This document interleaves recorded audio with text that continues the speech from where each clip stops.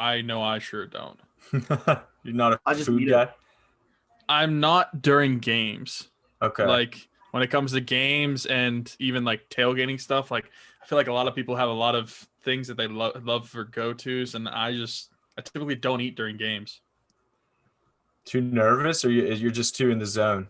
I just like I like to just sit there and look at the TV, and I want nothing else going on. Nice. That's I true. just True dedication. I I mean, respect it. even if my mom comes in the room and she starts talking on the phone or something, I just glare at her, like She knows better. and like get out. She It's my nice knows. way. It's my way of saying get out in a nice way. That's beautiful. All right. Tyler, you ready for this beautiful intro? Yeah. All right. 3, 2, 1. Welcome to Around the 412, proudly presented by Crowworthy, where winners are serving winners coast to coast with sports, gambling, and more. Follow Crowworthy at Crowworthy on Twitter and visit us at crowworthy.com. You can also check out our Crowworthy Pittsburgh City page for podcasts, blogs, and more. I'm Tyler, and with me as always is Smitty. And today we are joined by Hunter Homistek. Hunter, what's going on, man? Did I say your last name right? You almost nailed it. It's a long O, so it's Homistek, but super Homistek. close. Dude, so much better than most. So much better than most. I'm not even mad about it. You did a great job. It's All nice right. to be here, dudes. Awesome. Yeah, so we already put out our agenda for everybody that follows on Twitter, what we're going to talk about. We're going to talk about some food. We're going to talk about some football. But you personally, we want to know a little bit more about you. So give us the scoop. Dang, where do I start? Long walks on the beach, all that stuff. No, man, I graduated from WVU of all places in 2013. So it was funny because last year I covered Pitt basketball for DK Pittsburgh Sports. I was the Pitt beat writer, and everybody was calling me a Pitt fanboy and stuff. And I was like, if you guys only knew that I went to WVU and actually graduated from WVU, but that's just, how people are on Twitter with that stuff. So yeah, man. So I graduated with a journalism degree from WVU, started working for Bleacher Report actually when I was still in college as a junior, but covering MMA. So UFC, MMA side of things. And I did that until 2018, full time, right out of college. I got lucky, man. I was working for Bleacher Report and then SB Nation, their MMA vertical is called MMAfighting.com. And then I went over to Flow Sports, where I helped run Flow Combat, was their MMA vertical for 2 years. And then I made a pitch to DK one day, said I wanted to join the team, wanted to get involved with, local Steelers, Penguins, Pirates cover, whatever he had. We talked for a couple weeks back and forth, and then he hired me in December 2018. And then just at the end of June 2020, I quit there, started my own site, homistek.com. I've been focused on a lot of different stuff. So that's been the path, man. It's been wild. I've been super fortunate. I was just telling somebody the other day, like how thankful I am, how weird it is sometimes. Like, I feel almost undeserving of some of the opportunities that have come my way because I see other guys grinding just as hard as me. Like, we're all out there doing our thing, trying to make it. And like, I've just seemed to always have these opportunities line up the right way, but just take them. When something presents itself, I take it. I'm not ashamed about that. Yeah, I mean, we've been following what you've been doing. We really like it. We think it's really cool. So congratulations on all the success. And I know that you said about, just being lucky. Sometimes it is about just being in the right place at the right time. But I'm also a big believer in you making your own luck. And that goes for, I'm not just talking about you individually, just speaking in general, I believe that that's a thing. So for you to be in the position that you have and done all the cool things that you have, I think that's just a tribute to who you are and the work that you put in. I couldn't agree more, man. And then there's the other layer of it that kind of proves that to be true, I think, is when I started my own site, I could have never done it without that year and a half at DK. Like the experience that I gained, the notoriety, because I'm not going to act like I'm a celebrity, but definitely more people knew me after DK than before DK. So that helped me. All that helped build my brand and helped me be able to launch that. So if I had tried to do that before DK, it wouldn't have even worked. So it was, like you said, it was about creating your own luck. Like the new site worked because I had set myself up for it to work. So it was the right time. And it's awesome, man. We're rolling now. But I agree fully with you, Smitty. That's an awesome sentiment. Definitely on board with that. Yeah. I thought I heard you ask something about our shirts. I might have been mistaken, but you definitely did, because that kind of stuff catches my eye for sure. I'm a big fan. Yeah. So for anybody that missed it, well, if you're a listener of all the podcasts we do, you've already heard us talk about it. If you follow us on Twitter, you've already seen it. But yes, we are partnering up with Manscaped. So support for Around the 412 is brought to you by Manscaped, who is the best in men's below-the-waist grooming. Manscaped offers precision-engineered tools for your family jewels. They obsess over their technology developments to provide you the best tools for your grooming experience. They know that they're not perfect. They're constantly changing their own game to develop and get better and better. I'll tell you what, I have my own experience with this thing. I mean, they sent me one. It's right here. I've used it. I'm not ashamed to tell you. I mean, it is what it is. I've also used other types of grooming tools in the past, and it hasn't been the same type of experience. This is game changing. I think everybody needs to get one. What makes this one so spectacular? They spent 18 months designing this thing. That's a year and a half. You said you spent a year and a half at DK. That entire time they were working on the Lawnmower 3.0. Think about it. So they just released this thing. It's the third generation trimmer, features cutting edge ceramic blades to reduce grooming accidents. Thanks to advanced skincare technology pioneered by Manscaped. It's premium. The battery lasts up to 90 minutes off its charging dock, which is a super long time. Don't think anybody would need to use it that long. It's waterproof, so you can use it in the shower. Comes with an LED light on it as well. 7,000 RPM motor with quiet stroke technology. If you were listening to me speak right now, I think you need to get on the action, and you can do so by heading to manscaped.com, using the code 412 at checkout. You get 20% off plus free shipping. This thing is great. I will tell you, though, the stuff that it comes with is really what's going to get you. You got the ball toner and the ball deodorant. Ooh. So, I mean, I don't know about you guys, but the opportunity to smell fresh down there, along with having it feel fresh down there, too good to pass up on. Again, code 412 at checkout, get you 20% off plus free shipping. I want the ball toner, dude. Gotta be honest with you. I don't even know what that is, but like ball toner, I'm in. What's that, dude? Is that like an Instagram filter for balls? I didn't even look at the directions. I honestly I smelled it and it smelled phenomenal. And it says spray 1 to 2 times and let air dry. I did it. I haven't felt the same since. There you go. Life changing. I love it. In a good way. I haven't felt the same way since. Yeah, for sure. So That's again, awesome. manscaped.com, 20% off at checkout. You can get that. Obviously, there's a bunch of stuff on there. T-shirts, underwear, cologne, bunch of stuff. They even have mints. Mints. Yeah, I don't know why you would go on there and get mints, but hey, throw it in with a little, whatever else you get, just add on the mints as well. Yep. Okay, but let's talk about what we're here to talk about. I know that I brought up our friend Stubbs was very interested to hear us talk about food because he thinks our opinions on food don't matter. He said anytime that we talk about food, we don't know what we're talking about. We suck. We shouldn't talk about it. So I've seen a lot of videos that you've been putting on Twitter. Connecting some recipes to some stuff. People are interested in what you got going on in the kitchen. So if I'm sitting here trying to put together a menu for an NFL Sunday, or in this case, we've got a Thursday night game coming up to kick off the season. What should I have on the menu? So my go-to is always going to be something smoked. You can do a large quantity. It impresses everybody, first of all, if you do it right. It can also be disastrous if you do it wrong. So there's some stakes. There's some pressure. I like it. So I would smoke some ribs, man. You don't go wrong with a couple racks of ribs. Everybody likes ribs.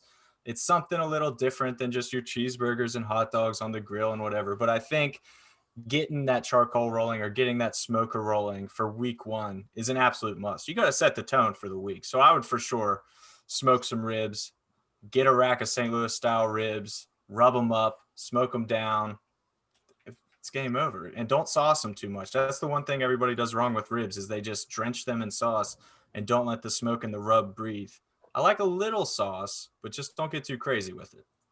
How game-changing is the smoker as opposed to just a grill? Oh, dude. Absolutely. I can't even put it into words. If my smoker broke today, I'd go get a new one tomorrow.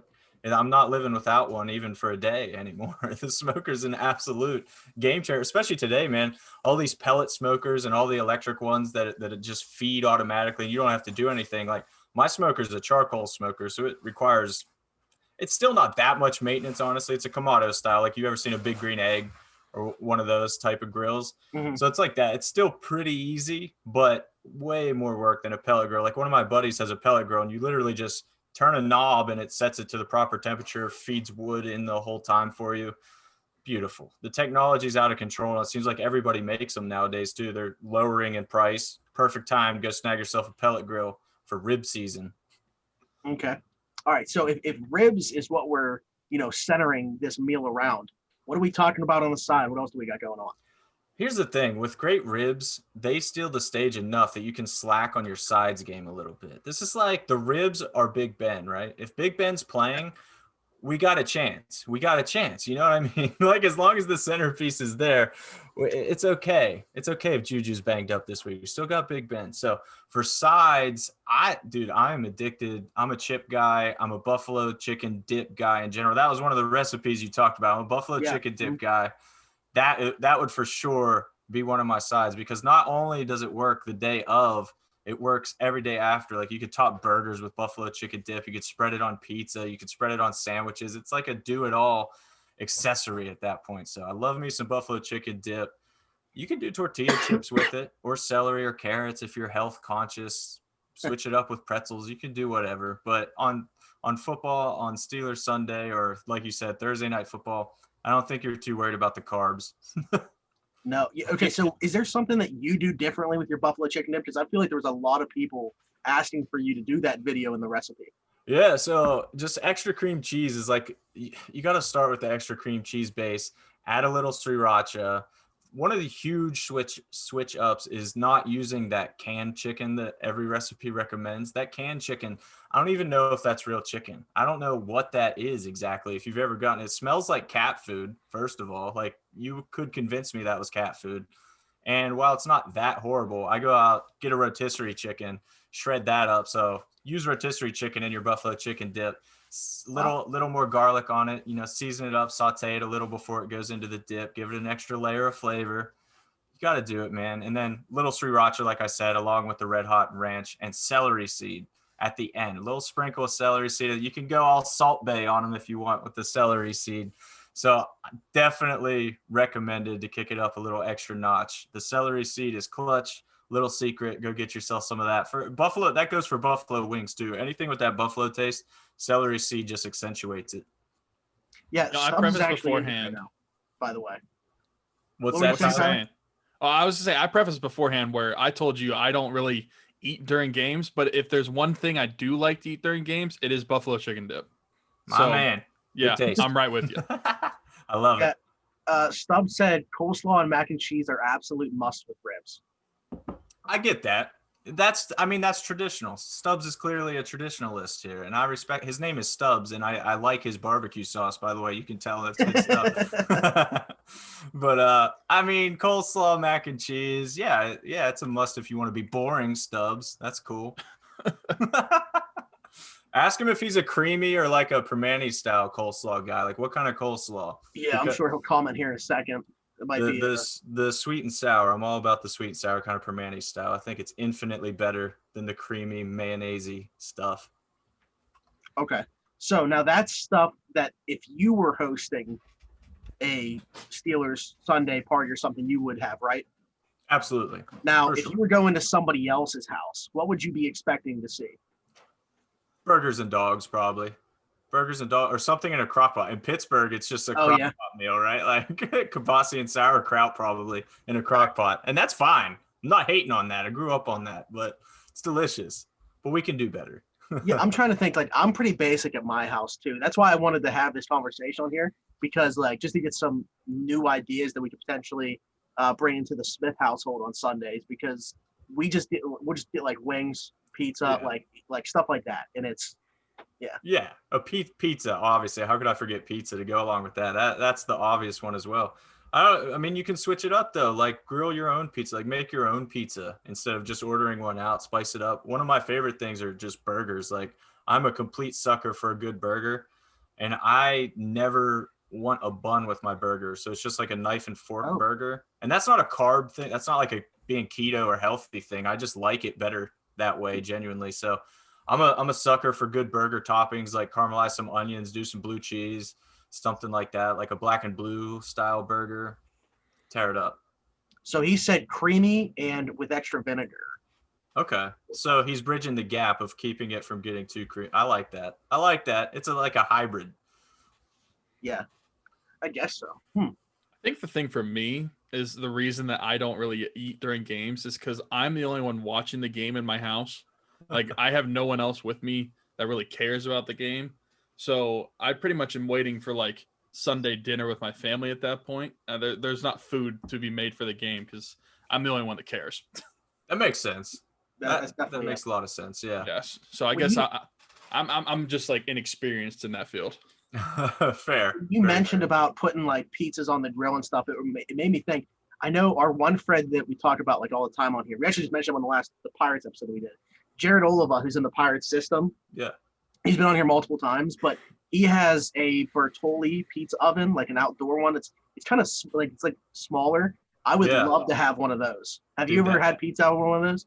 I've never had it, but my dude Matt Sunday used to be the photographer at DK. He just got one too, and Okay. I can't believe that I'm blanking on the name of his. It's super famous right now. They did a little GoFundMe or Indiegogo or something to get them off the ground. But these things, they look like little alien spaceships, but they're so tiny. They're just little propane outdoor pizza ovens. And Maddie's been sending me pictures that count as pure food porn. Like I don't think you could even post it on Twitter without it getting flagged or something. It looks so good. This is sensitive media. It really is. You would have to check that you're ready. And I'm just saying if you weren't ready, it could get a little messy looking at those things. They're beautiful. So Stubb said, "This guy gets it, bro. Tell him to hit me up." And then he said, "Tell him about the UFC spread I made." I have no idea what UFC spread he made was. I like the sound. Oh, He's probably talking about the one that you didn't eat I'm- for 5 hours. So me knowing who Stubbs is, I'm thinking betting, like a betting, like that's what I thought. Oh, okay. I He's got talking you. about the food that he put out for the UFC fight. Okay, I got it. Which you Yeah, didn't eat for 5 hours. Huh? You didn't eat until the main card started. Yeah, so I went there after I'd already eaten dinner. But anyway, Rookie What the- move, so dude. what- I'm sorry. what all did he have? Yeah, I know he had sliders. He Sliders that had he took onion, like actual onions into, like Nice. into the meat. Nice. he had some sort of potatoes, I believe. Red roasted potatoes. Um, the he had mini another. weenies. He had another meat. It was it mini weenies. Mini weenies, but he made them in. It was a combination of barbecue and also like sloppy Joe sauce. That sounds pretty killer. I'll mess those up for sure. Was there anything else? I feel like there was, but yeah, I'm like, yell at us in the comments, stuff, because I have Yeah. no idea. Refresh their memory. They clearly left with a food coma and couldn't remember what they had. Well, I sure did. I probably had like 10 sliders. So I'm not gonna lie. That's awesome. That is awesome. What which fights was it? Do you remember which card? that was the Masvidal Usman fight, Gotcha. Mm. Yeah. which was kind of a letdown of a final, but it was expected. Yeah. Usman's a beast, man. He's a problem. But okay, yeah. Unless he's gonna yell at us, we can circle back to that. All right, so let's talk about football. Yeah, I That's like what we're here to that. talk about. Yeah. So we're gonna talk about a little bit about the Steelers, but also one that gets playoff predictions with that seventh spot opening up now on each side, and also some early award predictions. Tyler and I were talking about this when we were doing it right before you joined. We think we're gonna have, what did we say, 4 the same and 3 different? Yeah, like what was it? Offensive rookie of the year or defensive rookie of the year? Those are gonna be the same. What were the other two? That would Probably be the comeback same? player. Comeback player and defensive player of the year. Oh, okay, yeah. All right. So where do we want to start? Do we want to start talking about the Steelers, or do we want to start with some predictions? Ooh. It's up to feel you like- guys. You got to end with predictions, right? Yeah, I was gonna say let's go Steelers first. Yeah. All right. So 53-man roster comes out. One thing that stands out to a lot of people, maybe not national media, but Steeler fans, Ryan Switzer doesn't make the roster. And you can mozzarella sticks as well. You said that. What stands out to us is Ryan Switzer not making the roster. You can say what you want about him and the fan base and stuff like that, but perception was he was guaranteed going to be on that 53-man roster. So it kind of takes you by surprise.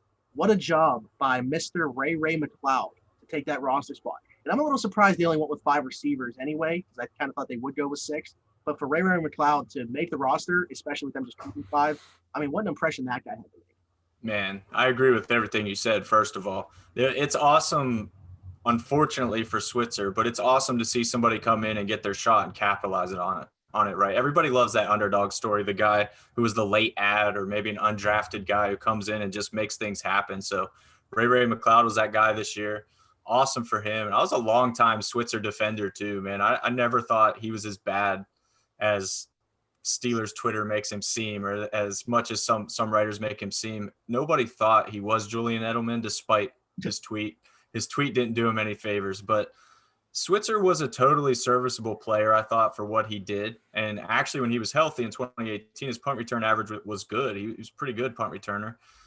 But injuries add up. And it was crazy because the first couple of days of camp, all we heard about was how Switzer looked better than every receiver. Literally was the best looking receiver. And then he went down with that injury and apparently didn't bounce back the same, or they just don't count on him to stay healthy after getting injured again. So I'm not sure what the official reason is, but no doubt that Ray earned his spot. The Steelers don't hand out roster spots. So when they make that decision, I know that Ray did something. It is not about what Switzer didn't do in my mind. It's about what Ray did do.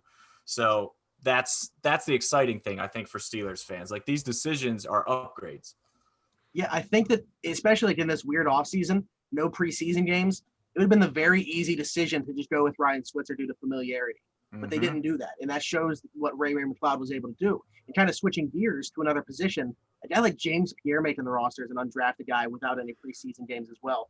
That's just as, if not more impressive to me than, Ray McLeod, because he had NFL experience. This guy, undrafted rookie, to make the team at a position like corner where the Steelers are so deep, when he was fighting off other guys, like Trajan Bandy and these other undrafted guys they brought in. For him to make the team, that's also incredibly impressive to me. That was exactly what stood out to me. A super deep position, just like receiver. And it was like down to who wants it most. And that's what I love about camp competitions, is that I know they're not the sexiest names to talk about, like Ray and Pierre, but these guys, their grind is almost more interesting than the top level starters to talk about, especially in a training camp setting. Like, their battle is the most interesting thing to watch. Now, occasionally you get a right tackle battle like they had this year.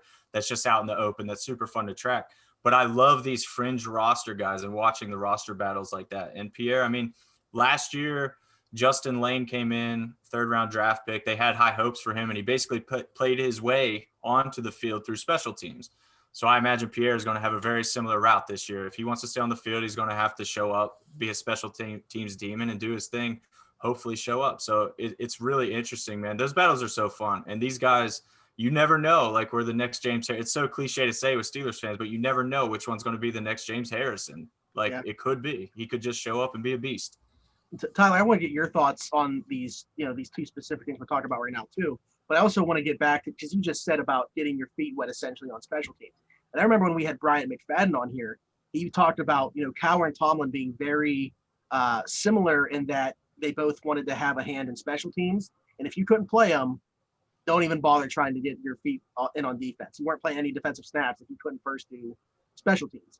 And that's why, I don't know if people remember, Troy's rookie year didn't have that great of a year. It was kind of shaky on special teams to begin with, and he didn't get the chance to really get out there right away on defense. So, Brian McFadden giving us some insight there that we just talked about. You got to get people on special teams. It carries over to offense too, man. I remember last year I talked to Benny Snell so many times. Benny Snell, when I would ask him, what's he developing? What's he focusing on? He would never talk about running the football. You would think a running back would care about running the football. But for Benny Snell, it was all about protecting the quarterback. So pass protection and special teams. Those were his two primary focuses coming in. So it's crazy. You get this stud running back who broke every record under the sun at Kentucky, comes in, and you think that, obviously he's gunning to be running back, like either be there to back up James Conner or stand out as a running back, but he's just pass protection and special teams. These guys know when you're on the fringe and you're just battling for playing time, you have to make a name another way. I mean, dude, look at a guy like Jordan Dangerfield. Look what he's done with his whole career. Just being a team captain, just being a beast special teamer his whole career. Like, you can literally carve your place by doing that. It's such an underrated aspect of the game. And I get it's not as sexy or not as fun to discuss, but man, that's a huge thing for these guys. Yeah. Okay. So Tyler, obviously we talked about Ryan Switzer quite a bit on the show, but Ray McLeod taking that spot from him, and then also James Pierre forcing the team to carry 6 corners. What are your thoughts on those? I feel like I'm more impressed with the Pierre one just because I feel like there was a lot of depth of position, and he's not a guy that it was like he went undrafted from a big school. He was a guy that came out of FAU. So I think just coming from a smaller school, being able to make the 53-man roster, that's a big tell to how much work he put in. But when it comes to the receivers, I mean, taking the spot away from Switzer, and I mean, I thought Deion Kane had a decent chance to be on the 53-man roster. But I mean, for them to give him the spot, it just shows how he put in the work during camp, because especially at wide receiver, the Steelers are definitely a team that values the wide receiver position and has a lot of production from there. So if you make one of their spots, then you definitely excelled in camp. Like Amara Darbo, another guy that like Raymond Cloud just joined the team and he made this much of an impact right away. Did it in the return game, but it wasn't just that, because he wasn't even like listed. Like we have Anthony McFarland listed as the kick return. Well, the co-kick return is whatever.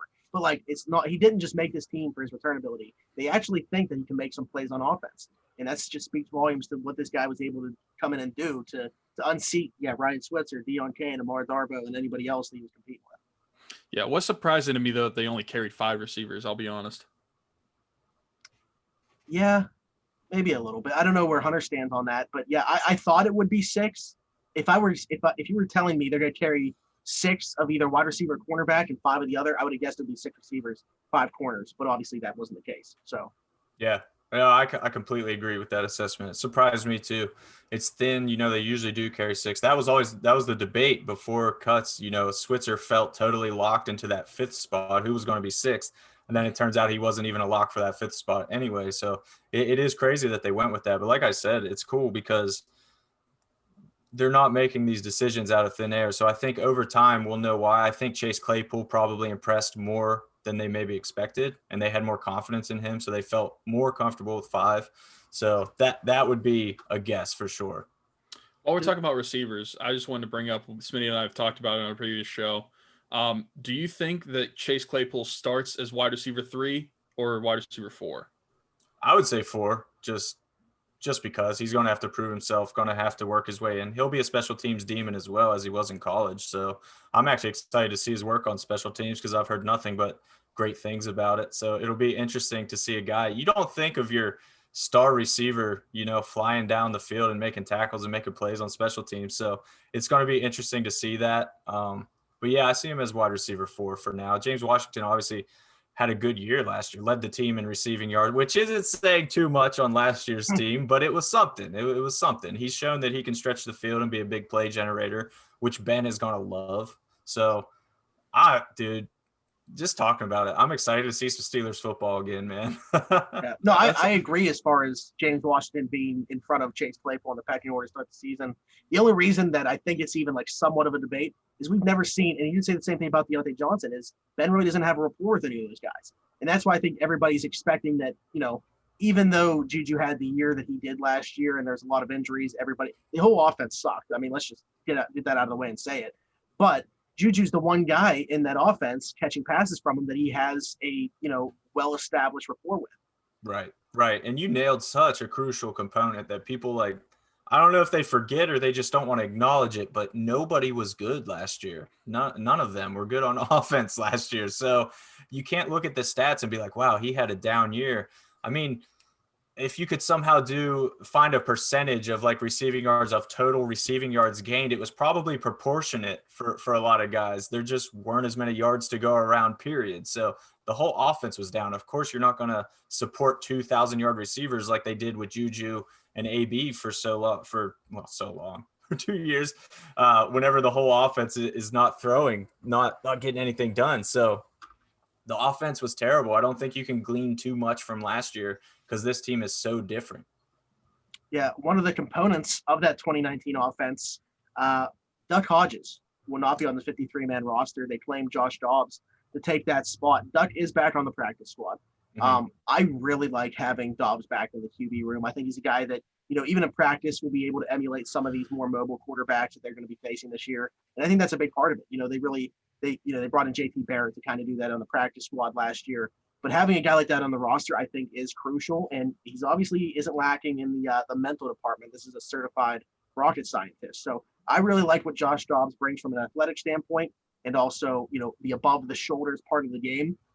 Obviously, if we get to the point where he's playing, I don't love the Steelers' chances. If it's, especially like long term, if we get into the same situation as last year. But I do like Josh Dobbs being back in the QB room.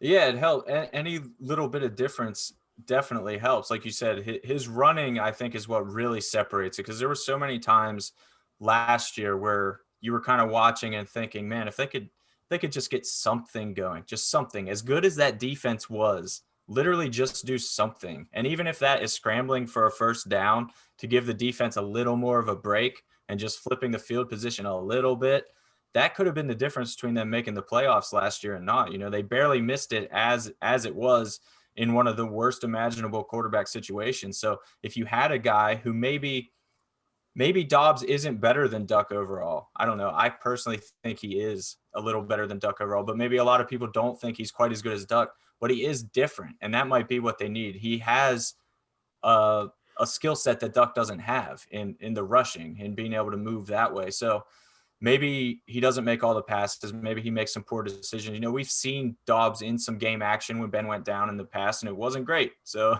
it wasn't super encouraging, but maybe now settled in, another year under his belt of experience. So maybe that rushing could just make the difference. And if it is just that one extra win he helps them generate, they're in the playoffs last year. So I like it. I like, more than anything, I like the front office's statement that we are not okay with last year, that they shuffled it up, that they said that was unacceptable. That's not happening again, or we're at least not going to let it happen again exactly that way. We're trying. How good is it you just did a Pirates podcast, so you have to know how good it feels to cover a team that tries. Yeah. Tyler, where do you stand on the Dobbs Duck debate? Did you like the switch? I like the switch, and for the same reasons you guys. He just brings a different aspect to the practice team during the week, and he can emulate, like he's the best chance to emulate Lamar Jackson. I mean, no, I know Duck wasn't doing that. So, and I think it adds a funny element to the Minkah Fitzpatrick trade, because the pick that they gave up, I mean, they basically got that pick for nothing now, because Josh Dobbs is back on the Steelers. That is awesome. The Lamar thing's a really interesting. That's a really interesting little bit of insight too. I think they played Lamar well last year, though, that he had one of his worst games against the Steelers. So, and then obviously he didn't play that season finale, RG3, but it was the same kind of setup. So that is interesting that Dobbs could potentially slide in and emulate that, because I'm sure the Ravens and Lamar is not done developing at all. He might show off a new wrinkle this year that maybe Dobbs can help kind of emulate in practice. So that's going to be a tight race in the division. If Dobbs, once again, if he could just prepare him a little more, and that could make the difference. Maybe he makes that win that they need to put them over the edge before the game's even played, and that would be even more valuable. True. Another thing that we were talking, that with the roster reconstruction, if you will, a big topic was, they need safety depth, they need linebacker depth, middle linebacker depth. Kind of address that just with one little move. I mean, Marcus Allen essentially switching to inside linebacker. Not to say he's completely going to be away from safety. I think he's a hybrid guy. And then also bringing back Sean Davis, a familiar face who was let go in Washington. I know a lot of people don't like Sean Davis, but if we're talking about a third safety, I really like that move. I think he's good depth. He's familiar with both safety spots. Not that he's a great player at either spot, but he can do them in a pinch. And I think we're talking about a guy that's really, mainly here to play special teams. That's what Tomlin talked about today. So Marcus Allen moving into a new role, if you will, essentially, and being able to make the 53-man roster by doing so, and then bringing back Sean Davis, that helps the depth of two spots right there.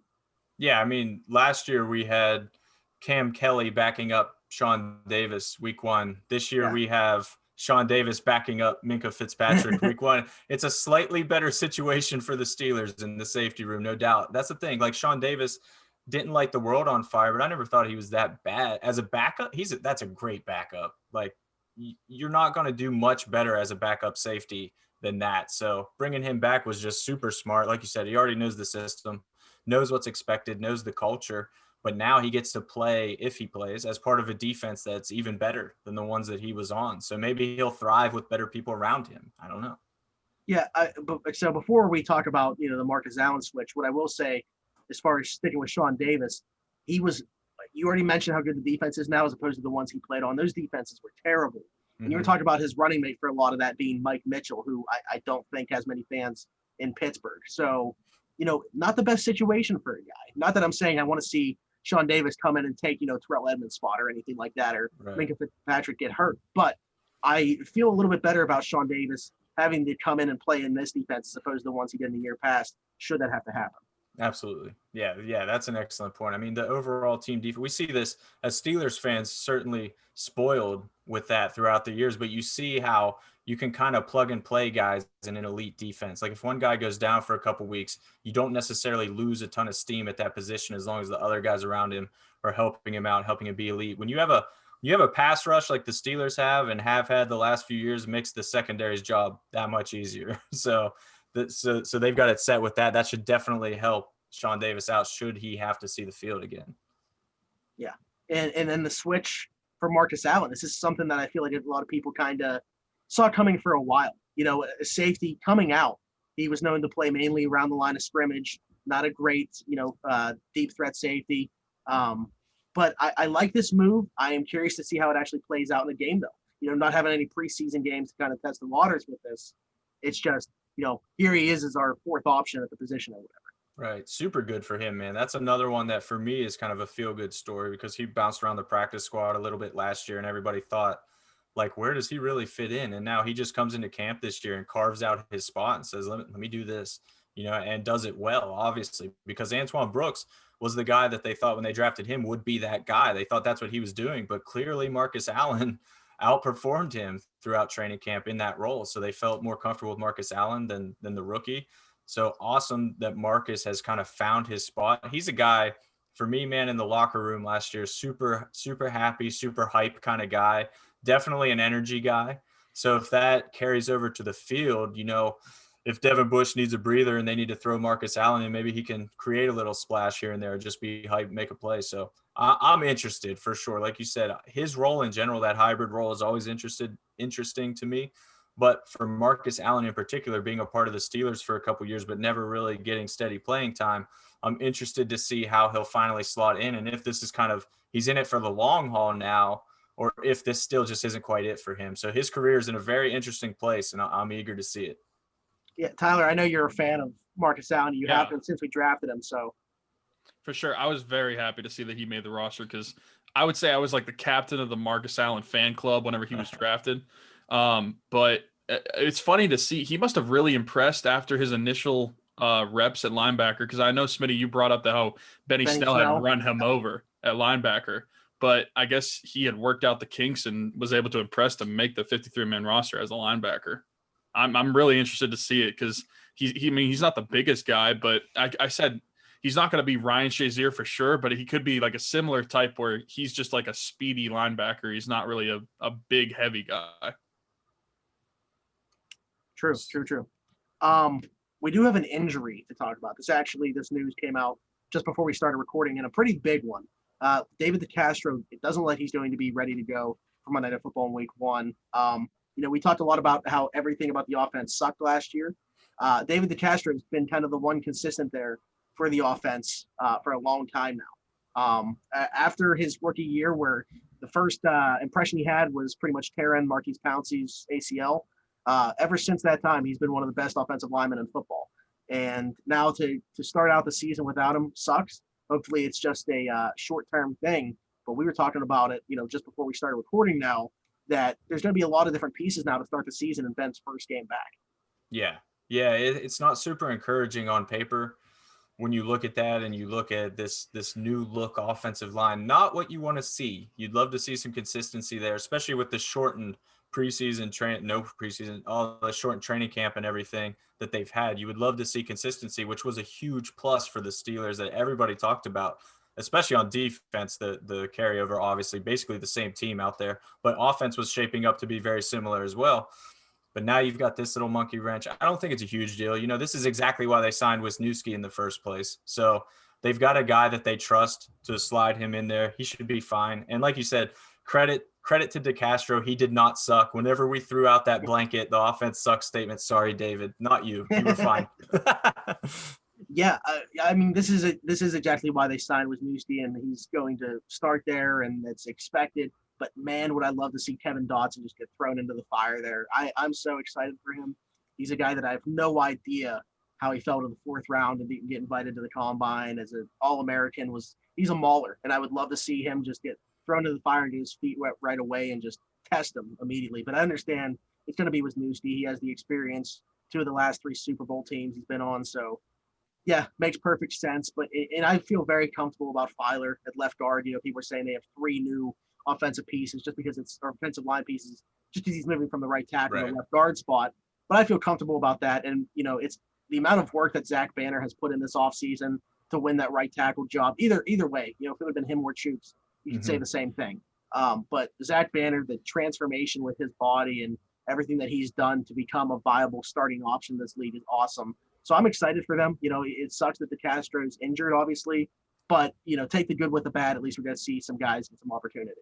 For sure. And it's interesting to watch this evolution of the Steelers offensive line in general. You know, it wasn't long ago that it was such a weakness of the team that you were like, man, if they could just shore up their offensive line, give Ben a little more time, create more running lanes, this and that, it would be great. And now they have this depth where they're down to the second string guys. And we're even talking about a rookie that we feel comfortable with. And I'm right with you. Everything that I've seen from Dotson at this point makes me feel like he's ready to play. And that's the fact that he slid, like you said, to the 4th round in the draft. That could be one of the most brilliant draft picks in a long list of Colbert draft picks that just stands out in that will stand the test of time and eventually prove itself to be one of his best, because this guy seems like an absolute monster. I can't wait to see him on the field, man. But it's crazy to have that depth that they have on the offensive line. Like you said, Banner or Chooks, I would feel fine if Chooks was starting right tackle too. And especially week 1 against the Giants, they don't have a very vicious pass rush off the edge. So they're very lucky in that regard as well. So everybody can kind of get their feet wet, like you said, get a feel for it, let Ben stay up and make some throws. It should be the perfect test, really, to get that unit rolling. Yeah. I know, Tyler, you were, I think that we had this conversation already as far as like Wisniewski and Dotson. So I don't want to say it's funny because I'd absolutely love to have the Castro out there. But week 1, it's already coming to life. Yeah. And it's going to be Wisniewski. They pretty much already announced that. But I don't know where you stand as far as having to see, I'll say 2 new pieces on the offensive line already in week 1. I mean, of course that sucks, but I was with you where I just kind of want to throw Dotson out there. I mean, dude looks like a beast. I mean, he's an All-American that slid to the 4th round, like you guys have been saying. I just want to see what you have with him because I think you have a really good player. And I'm just really happy that the Steelers addressed the offensive line depth this offseason because it's obviously paying off for them doing so week 1, which, of course, is unfortunate, but at the same time, a good thing they did. Yeah, I don't know how comfortable I would have been had we seen, you know, DeCastro miss some time right off the bat if we had last year's offensive line. Right. So, right. But we shall see sooner rather than later. I mean, we're talking about less than a week now, 6 days. It's crazy to say. I thought we weren't going to get it at all for a while. I was feeling like football was going to be canceled altogether in 2020. So it's crazy. We're 6 days away, man. Definitely getting excited. Got my smoker heating up right now, actually, for those ribs. Well, one of our boys got paid. Cam Hayward, 4-year, $71.4 million extension. I don't know how any Steeler fan could be upset about this. It's going to be, I understand, you know, highest average salary for any player over 30 to sign a new deal, everything like that. Listen, this guy, you think about the Pittsburgh Steelers, it's Cam Hayward. This guy has gotten better every single year. So I understand they're paying a guy this much money after he turns 30. He's gotten better since turning 30. You know, he was a better player last year than he was the year before that. So I have no doubt that that's just going to continue. He's a staple of this defense. He's a staple in the locker room. He's a staple in the Pittsburgh community. I love this deal. I love Cam Hayward. I'm ready to rock and roll week 1. Yeah, I can't echo that any stronger, man. But the one thing that stands out to me is that it's a statement by the Steelers organization that they take care of their own. They reward the hard work. The guys like Cam Hayward, like you said, all those things he represents, the Steelers organization will reward that. And that's something that just separates them. I mean, how many times have we heard that he's a Steelers guy or, you know, he's a Pittsburgh guy or whatever? Like, what does that really mean? But moves like this are what cement that kind of feeling, that not many teams in the NFL can reach that level. And I don't know how many really have. When you say you're a Steelers guy or he's a Pittsburgh Steeler for life, and it truly takes on a different meaning when you're talking about an organization like this. So to lock up a guy like Hayward, it's just another statement for them, like the 6 Super Bowl trophies, like the 6 Lombardi trophies, these high character guys that they keep and they just have, and they're phenomenal football players, phenomenal in the community.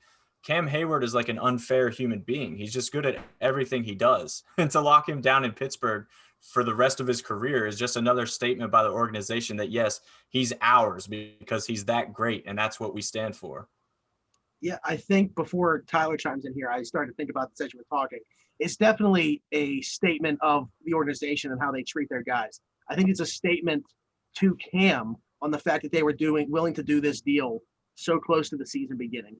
I don't think that there's many guys that they would go out and do this for. And I think that just speaks to Cam Hayward's value, on the football field, but also just in the organization as a person. And I mean, we can talk about that all day, but the fact that they were kind of willing to change course from what they normally do. And I feel like I've been saying that a lot over the last 18 months, trading up in last year's draft, that goes against what they typically do. Trading a first round pick for Minka Fitzpatrick, that goes against what they typically do. Now giving a contract extension. Times are changing, and the Steelers are starting to figure it out, and I really like the way that everything's gone, like I said, in the last 18 months or so.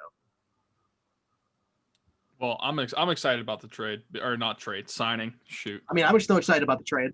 Yeah, you mentioned Fitzpatrick, and the trade went into my head. But I'm excited about the extension just because we mentioned on the show a couple weeks ago, if you were close with the money, whether it's over 3-4 years, if there are differences like that, just give them to him because this guy's earned it. And from what we've done or what he's done, he's shown no signs of slowing down, even though he is over the age of 30. I mean, you could argue this guy is a top 3 defensive tackle in the league still.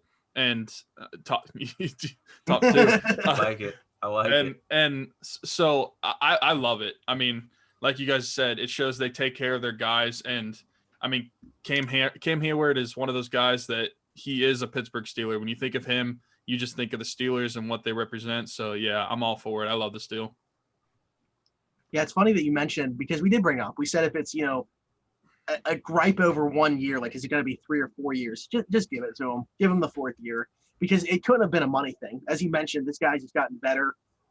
Even since turning 30, he's gotten better, and it can't be a money issue because you're talking about a top I'll say 3, I think 2 at his position, but you're talking about a top player at his position, so the money shouldn't be an issue. It should be a matter of length because he is over 30.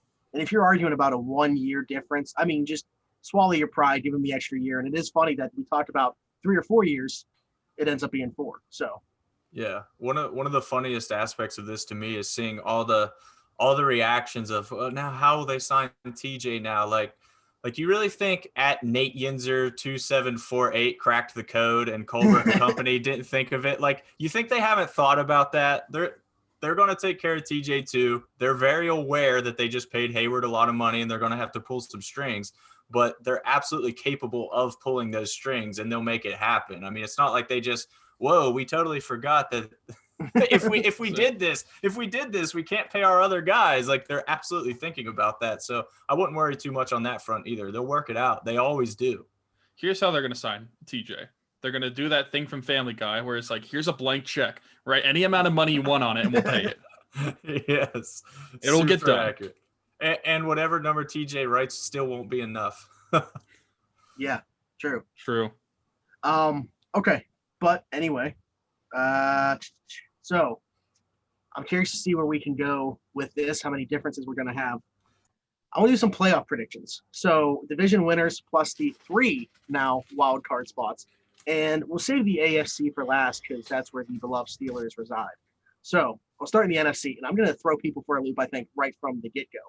Because my NFC West winner is not the reigning NFC champion 49ers. I'm picking the Seahawks to win that division this year. If anybody knows me, if anybody's watched this show, I feel like Russell Wilson gets talked about on here second to the Steelers when it comes to the NFL, because I am a huge Russell Wilson fan. You might see that later in the show, spoiler alert. But they are my team in the NFC. I am a huge believer in them. I think DK Metcalf takes a 2nd-year leave. I love Tyler Lockett. I think the defense, bringing in Jamal Adams, big piece. I think he's a perfect fit there. Did they overpay for him? potentially, but I think he fits like a glove in that defense. The trade details are neither here nor there. He's still a great player, and I love him in Pete Carroll's defense. I really like the Seahawks here. They're winning the NFC West. That's a hot take. That's what I'm saying. I'm going to record this and put it on Twitter and see what people think. Well, it's apparently not that hot because I had the Seahawks winning the NFC West too. Wow. All right. And the biggest reason is because I do not like Jimmy Garoppolo and I don't believe in him at all. He's a game manager. He's not a good quarterback. All right. It's out there. Well, one of us has. Yeah. So it's more about what San Francisco is. It's what Seattle is. Yes, and like you, I'm in love with Russell Wilson. I mean, I love Russell. Yeah, I can't compete with Sierra clearly, but I love Russell Wilson as well. I think we all saw in the Seahawks game last year, he dropped that dime to Metcalf in the end zone. He's phenomenal. He's a phenomenal quarterback, can literally do it all. Probably the best quarterback in the NFL for my money, honestly. Mahomes can get there. He's more talented right now, but I need to see more from Mahomes before I'm ready to say that. But Wilson's phenomenal, but I still think the 49ers are taking that division. Just a more complete team. I don't believe in Lockett, unlike you. I don't love Lockett's game in general. I think Metcalf's very good. I don't know that Greg Olsen is the answer to really anything on that offense for them. No. I don't know, man. I don't think they've moved enough, and I think the Niners are just going to keep getting better. You know, Debo, the other rookie, Ayuk, I can't say his name, but he's going to be a beast as well. I mean, it looks like they've made the moves, and I trust Jimmy G. You know, I think Jimmy G will kick it up a little this year. And like you said, he is a game manager, and I agree with that, but that's not necessarily a bad thing. It's not the greatest thing that you want to see. He's not Russell Wilson by any means. Yeah. I just like the rest of the team better. It's not a bad thing, but I think we saw in the Super Bowl that you cannot rely on him to win you games. Yeah, absolutely. The big Super one. True. He can get you into the playoffs for sure. And I still have the Niners, so I have the Niners as the 5 seed. I still have to make them the playoffs. And I think we're talking about a difference of maybe one game here, like 12-4 Seahawks, 11-5 Niners, something like that.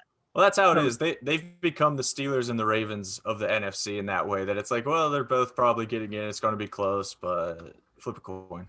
Yeah. Yeah. So moving along, so I kind of just spoiled one of my wild cards. Well, okay, so I'll ask you, Tyler, do you have the Niners as a wild card then? Yes, I do. Okay. And Hunter, do you have the Seahawks as a wild card? Absolutely. Okay. All right. So we're all in agreement that the NFC West get at least 2 teams here. Do they get 3? Potentially. Moving along, I have in the South, and will this be a hot take? I'm going with the Saints over the Buccaneers in the NFC South. That's what I have as well. I mean, I know that they have Tom Brady in Tampa Bay, but Tampa Bay. Don't say that. Please don't say that. I still think the Saints are a better team. All around, I just think they're a more sound team. There's too many question marks for me with Tampa Bay. Like, I don't know how things are going to fit there. So yeah, I have the Saints winning. It's a lot of new. I mean, it's a lot of old, but it's a lot of new at the same time. Emphasis on old. Is Gronk still going to be? Can Gronk even be somewhat of the same player that he was? Right. Because we don't think so. We've talked about it on here. Is Tom Brady going to be able to? I think Chris Godwin and him will have a good connection with the way that Tom Brady targets guys in the slot. I don't think Mike Evans and him are going to be able to at least get the most out of Mike Evans as the deep threat that he is. I think that, for his boom or bust, as Jameis Winston was in that offense, it highlighted Mike Evans' best attributes. And the boom was good. Obviously, the bust was bust, but the boom was higher than what the boom is going to be with Tom Brady, is I guess what I'm getting after that offense. The defense, that's, they're secondary. And I think that's why I'm picking the Saints to win this division, is because Tampa Bay's defense was pretty good last year. They're good against the run. I think they're going to be able to stop the pass. And you're going to be playing Drew Brees and Michael Thomas twice a year. I like the Saints in that division. I'm going to have to be the guy again. I believe the Bucs will take that division, man. I believe in them. That roster.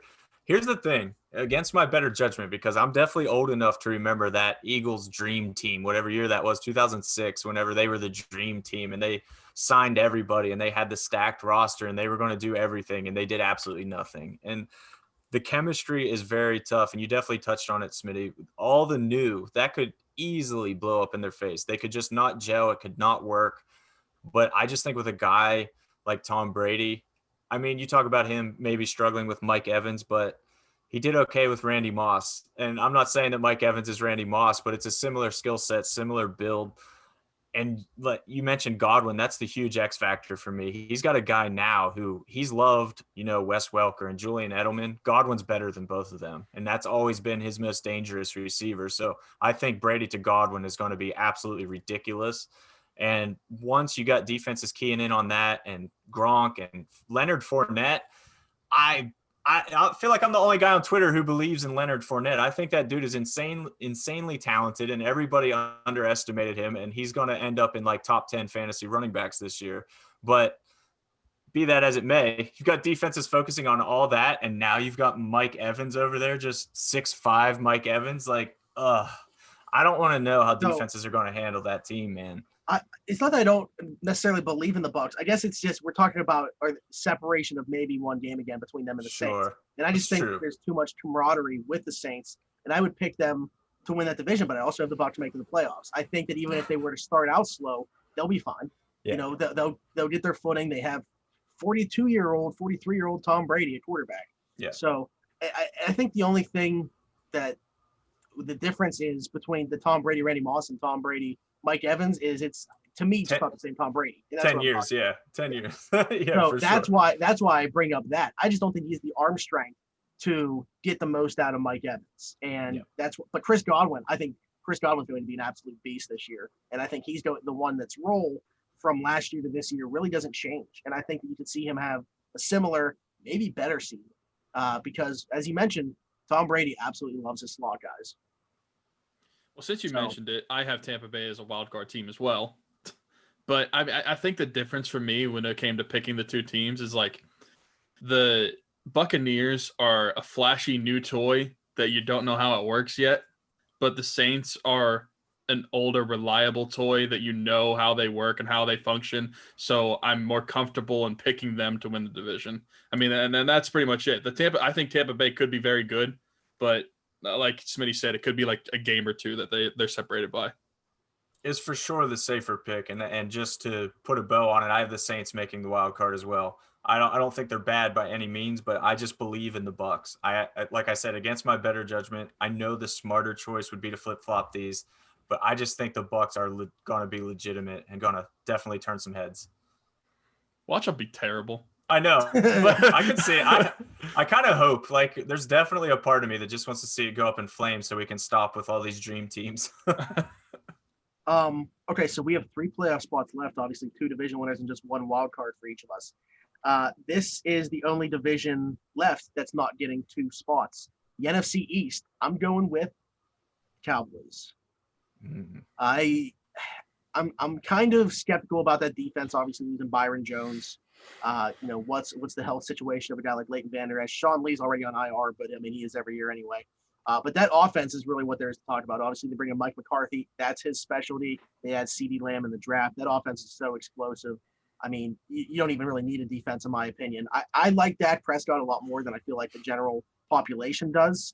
But you look at the weapons he has, even if he is an average quarterback, and you have Amari Cooper, Michael Gallup, CeeDee Lamb, and Ezekiel Elliott in the backfield, I mean, that's a team that's just too talented for, in my opinion. I know that Philadelphia overcame that last year, but it's too talented of a team to not make the playoffs. And we've seen the division winners of that division win that division by winning like 9 games. So if the Cowboys win 10 games this year, I'd say that they win the division. That's what I kind of foresee happening this year. Dudes, yeah. You guys, for all the reasons you said, I have the Cowboys too. I was just gonna say, Smitty, you like took every word out of my mouth, and then Tyler says the same thing. Like, dude, we're in 100% agreement here. In that, the Cowboys don't even have to be that good to win the division, so that's a huge positive for them. And B, that offense is going to be disgusting. This is the most toys Dak's ever had, and I too, just like you, I believe in Dak. I think he's perfectly fine. I actually like him more than Wentz for sure. So I don't know what the Eagles are all. I think it comes down to the Cowboys and the Eagles, obviously, in most people's minds. The Giants and the football team are out of discussion. So it's Cowboys or Eagles, and I definitely just believe in the firepower that the Cowboys have a little more. They're going to have some games where they put up 40 plus points and teams just flat out can't keep up. And that's going to be enough to win that division. The Cowboys probably had no intention of drafting CeeDee Lamb too. They just kind of he just kind of fell to him. He was there at 17, so like, why not? You got to. At that point, you can't have too much talent. I'm definitely a big believer in that. Just get the guy. Get that guy. And obviously with my Bucks prediction, you guys can see that I'm a sucker for stacked offenses or just stacked teams in general. I love seeing how they're going to make this work. If the chemistry's there, that's going to be a filthy offense. Agreed. Okay. So now the NFC North for me. Oh, I should ask actually before we move on. Do either of you have the Eagles then as a playoff team? Nope. No, I think they'll go like 8-8 and miss it. So we're probably going to finish out with the same way then. The only question is which one's the division winner? The Lions. The NFC North. The NFC North. The Bears. I went Packers winning the division. Yeah. Did you guys go Vikings or do we all have the Packers? I went Vikings. Oh, okay. Hey, yeah. Okay, cool. I went Vikings too. I got a teammate this time. Nice. Yeah, I went Vikings, and I think it's because I don't really like Green Bay's options at wide receiver after Devontae Adams. They're terrible. I think they're going to run the crap out of Aaron Jones this year, but I don't love the running backs behind him. Aaron Rodgers, I mean, I hate arguing with people that people still think he's a top 3 quarterback in the league. Get that out of your head.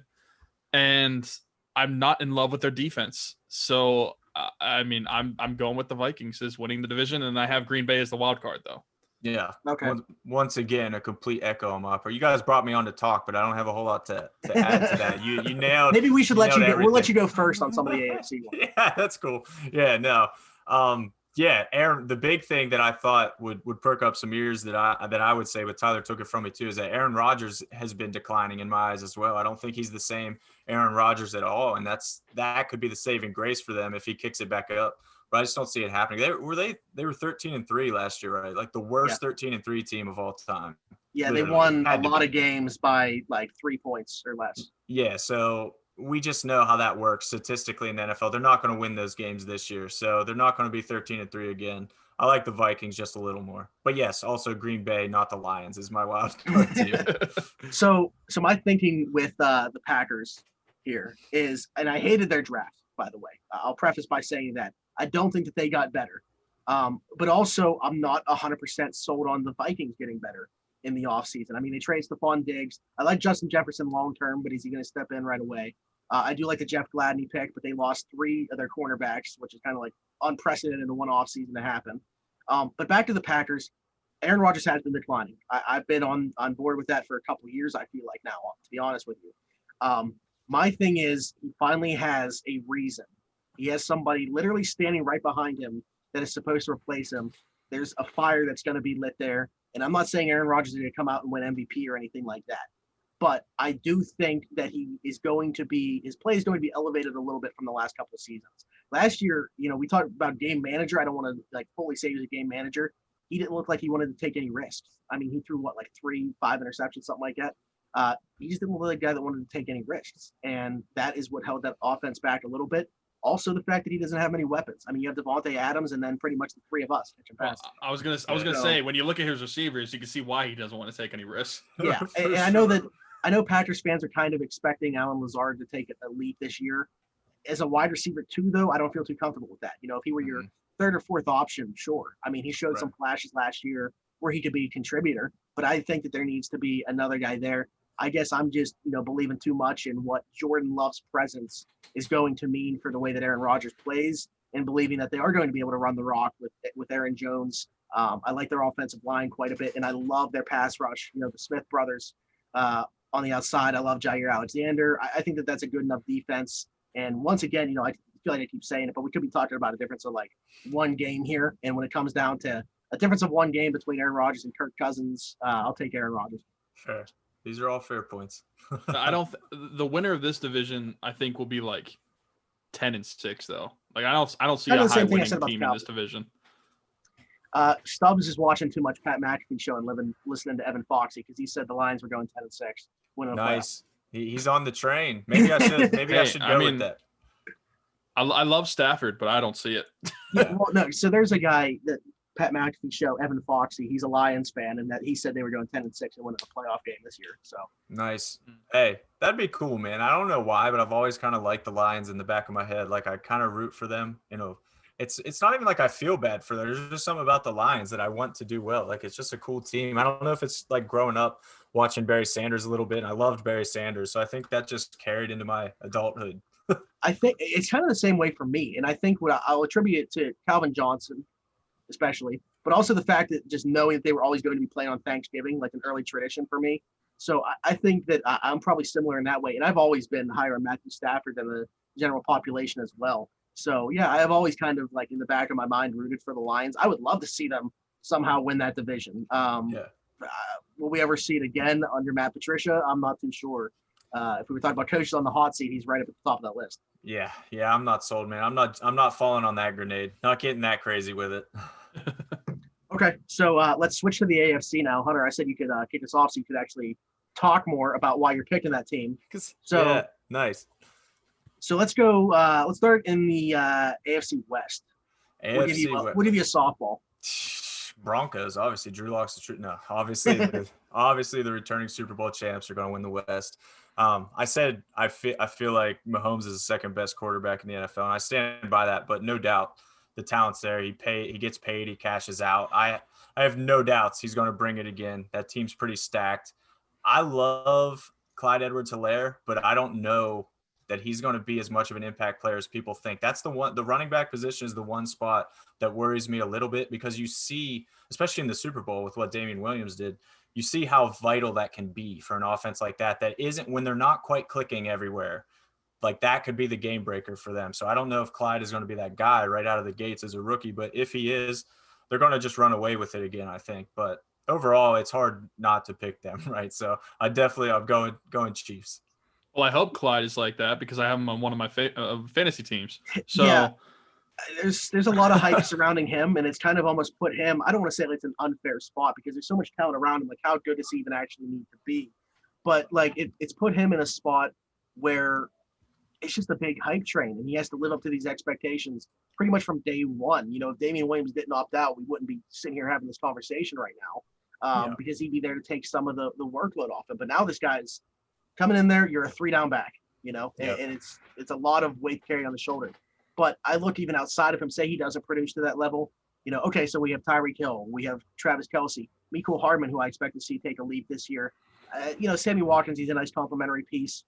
He actually looked pretty good in that Super Bowl game against San Fran. But yeah, that offense, I mean, obviously when you have Patrick Mahomes under center, the weapons don't even need to be that great, but the weapons are that great. Mm-hmm. At least two of them. We know what Kelce is and what Hill is. I'm a believer in CEH, but again, should he not live up to the hype train that they're building him up to be, I think that offense will still be just fine and they still win the division. Do I need to say anything? Chiefs. I was just saying just Chiefs to ensure that you're picking the same team. Yeah. I just want to flip it back to Clyde for a second, because this is kind of what we talked about much earlier with Benny Snell last year. But for these rookies, I don't doubt his abilities as a runner and as a pass catcher. I know he's a great, versatile back in that way. But the first time he misses a blocking assignment and Patrick Mahomes gets planted on his butt, he's coming out of the game. Like, there's more to it for him at the NFL level that he has to do. And I'm just not – it's not that I don't believe in him. It's that being a rookie – protecting the richest man in football is tough. It's a tough call for him to be that third every down back. And I think, exactly like you said, if Damian Williams was there, I would believe in Clyde so much more, because all that pressure wouldn't be on his shoulders, wouldn't have to do as much, wouldn't have to do everything. That's where I doubt him. I think he's going to be very talented, going to be fine, but I just wouldn't be surprised if he struggled out of the gates a little bit. It comes down to pass pro, like you're talking about. And I think that's why the other Edmonds brother was able to retain a practice squad spot for the Steelers. Mm-hmm. He's the best, pass pro guy on that team. Yep. And he takes the spot on the practice squad over Kareth White. For what reason? He plays special teams and he protects the passer. So, yeah, it's definitely an important element of the game, and one that, Clyde Edwards-Helaire, you got to pick up pretty quickly. So we'll see. But either way, I like the Chiefs to win this division. I will say I do have the Broncos, who we just mentioned, as one of my wild cards, actually. I thought I was going to surprise people with that pick, but I'm right on board with you, man. No, I gave them the last spot. It Nice. came down to it actually came down to them and the Chargers. And whether it be Tyrod Taylor or Justin Herbert, I don't know, but it's gonna be Tyrod to start, I would think. And you just look at the defense. I like the defense. Loss of Derwin James, he shouldn't be understated. I mean, that's huge. They still have playmakers along that defense, but to me, that's kind of the factor there of why I wouldn't put them and why I would put the Broncos. If Drew Lock is, as good as advertised, as good as he looked last year, you talk about, you can't get much better of a situation to be thrown into for an offense. He's got Noah Fant at tight end. He's got Cortland Sutton, KJ Hamler, Jerry Jeudy at receiver. He's got Melvin Gordon and Philip Lindsay in the backfield. I mean, that offense is absolutely loaded. If Drew Lock's a decent quarterback, that team's going to put up some points. They get Bradley Chubb back on defense. Justin Simmons is a stud on the back end. Von Miller, obviously. Traded AJ Boye kind of fell into their lap because the Jaguars wanted to retool. Jarrell Casey fell into their lap because the Titans traded him for 7th. I like the Broncos too as a wild card. 1,000% agreed on every level. Drew Lock was much better last year than I think a lot of people realized, and that was something when I looked back when I started doing the season in review kind of stuff, just looking back, because obviously national media wasn't talking about Denver too much or Drew Lock too much. So he flew under the radar. But when I look back, look at the stats, watch some tape, I was like, man, this guy he might be all right. Like Elway might have finally got a quarterback that doesn't suck. So, so if he's that guy, then I'm right with you. I think they are, again, my final wild card team as well in the AFC. I'm curious, did you put the Broncos in as a wild card? No. Okay. I was just saying that'd be something, because I thought I was going to be different. Hunter thought he was going to be different. So. Yeah. All right. Well, don't spoil anything yet. Just do you have a second team in the AFC West making it? No. Okay. Ooh. All right. So let's do the South. AFC South, and Hunter, you can start us off. I'm a believer in the Colts this year. I know the Texans are probably everybody's pick. I like the Colts. I like Phillip Rivers. I like their offensive line. I like the running game. Marlon Mack and Jonathan Taylor, I know it's driving fantasy players nuts knowing which guy they need, and the consensus is that Jonathan Taylor is going to run away with it, but I'm not convinced for all the same reasons we've already talked about with rookie running backs. I think it's going to be kind of a 50-50 split that is not good for fantasy, but is very good for the Colts. So I think that will benefit them. I like Phillip Rivers, obviously. He's always been a good quarterback. We talk about him as a Hall of Fame quarterback, which I don't think he is personally. I don't think Phillip Rivers is a Hall of Fame quarterback. But the fact that you have that conversation and a real debate, like he's obviously an incredibly good, capable quarterback. Yeah, you just wonder how if he could have been even better had he played with some better lines. Right. That's always been the Chargers' downfall. So and look now what he has. The Colts have one of the best offensive lines in football. I think their defense is tight. I don't see any glaring holes with that team. I could see it just being a steady, consistent team that gets it done. Win a couple key divisional games, like definitely at least split the Texans, if not sweep them, and they'll win that division, I think. I really like the addition of DeForest Buckner, by the way. I just want to get that in. Throw that out there, yeah. Well, I'll go next since I have the Colts as well, and for everything you said, I think the Colts were gearing up to be the next. I don't want to say like the Patriots, but like dynasty sort of team with Andrew Luck. They were like kind of heading in that direction. At least looked like they could be going in that direction. Then he retires, but I think with the addition of Phillip Rivers, I think he'll do just enough to win the division. I don't think he has to be spectacular, but I love them adding Jonathan Taylor. And I mean, the one pick I really love is Michael Pittman Jr. I was pissed whenever they picked him because I wanted the Steelers to get him. But yeah, I'm going with the Colts as well. So Smitty, I'm curious to see who you have. Not the Colts. Also not the Texans. Whoa. Okay. I'm going with a team that played in the AFC Championship last year in the Tennessee Titans. The Jaguars. Who I do not think they're not the same team that they were last year. I don't think that they're to that level. But I look at this division, I think those three teams are going to fight it out. And I think that we're talking about, like a 9-7 division winner. And I looked at the Titans, I looked at how good they are in running the ball. Ryan Tannehill, one of the best, if not the best play action quarterbacks in football last year. I like their defense enough. Kevin Byard's one of my favorite safeties in the league. I'm still, again, I don't think the Titans are as good as they were last year by any means. They're not trying to get back to the AFC title game. But I think the style of football they play, and it's pretty ugly, is going to grind out and win that division. I'm curious though as to why, Hunter, you thought people would think that the Texans would be picked here.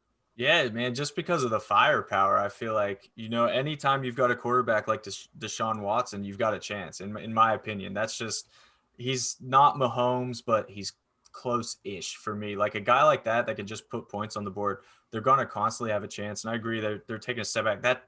The Hopkins trade, you want to talk about bad trades? That trade makes absolutely no sense, and they take a firm step backwards with that. But I still feel like it's enough to put them over. And I'm right with you. Everything you said about the Titans, I agree with, that they're just not as good last year. I think they captured that magic in a bottle, and it's just not going to be here this year. Expecting Derrick Henry to be that good again? No. Well, it's funny because we mentioned another team that played in the NFC Championship, won 13 games last year, the Packers. I think you can make the argument that they were kind of like the AFC version of that same team. Yeah. But I don't know. I looked at this division. I don't love any team. I could flip a coin, and I think the argument could be made for any one of those three. It's just definitely not going to be Jacksonville. But I kind of like that I went with a different team here. I wish we would have all had one of the three, but that would be funny. Yeah, ultimately, I'm right with you though, man. That first three, it's such a greasy division. You just kind of shake it up, flip a coin, do whatever you want to do. I could see any of them taking it for sure. There's just something about the Colts this year that feels very steady, stable. It feels right for them this year for me. Okay, and I will say, that the Titans are the only playoff team from that division for me. So I do not have the Colts in there or the Texans. Wow. Well, while we're talking about it, since we mentioned the Texans and the Titans are my wild card team, or one of them. So okay. I do not have the Texans making the playoffs. And I think the biggest reason is after Deshaun Watson, I'm not in love with any part of their offense, whatsoever. Their receivers, their running backs, their offensive line. I don't like any of it, really. Really, it's the offensive line for me, because I think Deshaun Watson with, just average weapons would be able to carry that team to a playoff spot, similar to like we saw Carson Wentz carry the Eagles to a playoff spot last year, despite their receivers being terrible. None of them having over 500 yards. I think Deshaun Watson is that good. I think the big part for me is the offensive line. And I just, behind Laramie Tunsil, how I mentioned that we're pretty much the pass catchers for the Packers, we're pretty much protecting Deshaun Watson besides Laramie Tunsil. So right. I think that offensive line is atrocious. And, I feel bad for Deshaun Watson. I think he's going to be running for his life a lot, which he is very capable of doing. When you do look at the receiver room, though, I will mention that we talked about this a lot. It's a lot of good receivers. There's not one like alpha. And, is Will Fuller going to be that guy? Well, he's got to stay healthy first. The thing. Yeah, that's why I don't love it. Is they don't have Hopkins anymore. Mm-hmm. If Hopkins was on the team, that might have made a difference whether I think they're a wild card team or not. But I just, with the receivers that they have, and I mean David Johnson, he's not the same David Johnson of like 3 or 4 years ago. I just don't think they'll be in the playoffs this year. Fair enough. Hunter, do you have them as a wild card? The Titans? No, the Texans. Yeah, the Texans for sure. Wild card. Yeah. Okay. All right. Not the Titans. All right. So I'm curious where the other difference is going to be here. Okay, so the AFC East. I'll let you start off again because I'm curious here. I flip it in my head for sure. For sure. I feel like the safe pick is one thing, but I'm going with the Patriots. Why? How can you not take the Patriots, Oh, no. Did you freeze? Did Smitty freeze? You guys hear me? No. Okay. Yeah, I can hear you. All right, cool. But yeah. I'm going with the Patriots. I believe in Cam Newton in that system. It's been nothing but rave reviews from Belichick on Newton, which is uncharacteristic, which tells me either he's lying to build up Newton's ego so that he feels comfortable and at home and isn't pressured and all this, or Cam Newton is genuinely out there making things happen. So ultimately, it's still the Patriots for me. They've just reached this status where until they suck, I'm going to say that they're going to win because I just don't count them out anymore. I've learned my lesson enough. They're going to win the division. Yeah, it's tough for me. So I did not pick the Patriots, but I do have them as a wild card. Sure. I went with the Bills. And the reason I went with the Bills is I do think the Patriots are going to be a good team. Obviously, I put them in a wild card spot. I guess I'm just also a believer in the Bills, and just a little bit more so. They're not making the change at quarterback. I'm not a huge Josh Allen guy by any means, but I think the addition of Stephon Diggs, they play really good defense. I think they're going to win a ton of low-scoring games. They can grind out those games. They'll play ugly. I think they're going to be able to run the ball better. I actually really like the addition of Zach Moss. Should Devin Singletary continue with his fumbling issues, I think John Brown's a good weapon there. I like Buffalo, and I'll talk about it more when we get to our award predictions, maybe. But I really also like the guy that's in charge of that team. So I think Buffalo just wins maybe one more game than New England, and it's finally time that somebody else win that division. Pretty much for every reason you said, I have the Bills as well. I mean, I like their, I like their defensive lot. I like the addition of Stephon Diggs. I think Josh Allen will take a step forward this year. Not like a superstar status, but I think he will be a very serviceable quarterback. I think his accuracy problems will start to mend themselves. So yeah, I have them winning, and I do have the Patriots as one of my wild cards. Nice. So before the addition of Cam Newton, I didn't even have him finish second in the division. I thought that Miami would actually finish in front of them. So Cam Newton for me in that has moved the needle at least that much, where I view them as a playoff team now. I like the Bills a little bit more. Yeah, I definitely see that. So yeah, I obviously you guys could probably assume I don't think the Bills are making the playoffs at all, just based on what I've already told you, because I've got 2 slots left after this for the AFC North, and that one's pretty obvious, I think. So no, I don't see the Bills making. I don't love Josh Allen at all, and that's the huge hamstring for me that I just can't get over. I don't think he's the guy. Like you mentioned, his accuracy issues, Tyler. When you get a guy like Diggs that relies on timing and route running and precision, I just don't think they're gonna mesh at all. We just totally lost. We just lost Smitty. He got so upset about my Bills slander that he just bounced. But yeah, man, I don't see them taking the next step forward. I think last year they were very good. They were a good team last year. They're not a fun team. They're definitely a grinding team, but I think they've added a little more splash. I still don't think it's going to be quite enough, and I think they're going to struggle. I think Josh Allen's going to be a problem, and that Diggs connection isn't going to work, and I think that's just going to create problems. Yeah, I mean, maybe I'm just being optimistic because I love Josh Allen in fantasy, and he's my quarterback in both of my leagues this year. Yeah. Which I think Josh Allen's a great fantasy quarterback. For sure, because of his legs. Yeah. I mean, you pretty much guarantee 4 to 5 points a game just from his legs. Mm-hmm. But yeah, I mean, I'm just hoping it translates to real life, I guess, this year. So yeah. All right, well, let's move on to the AFC North, what we've all been waiting for. So, who do you have winning? Dun, dun, dun. This isn't a homer pick. I just genuinely believe the Steelers are the best team in the AFC North this year. There's obviously a little bias in there being from Pittsburgh and everything, but the team, you just look at what they did last year.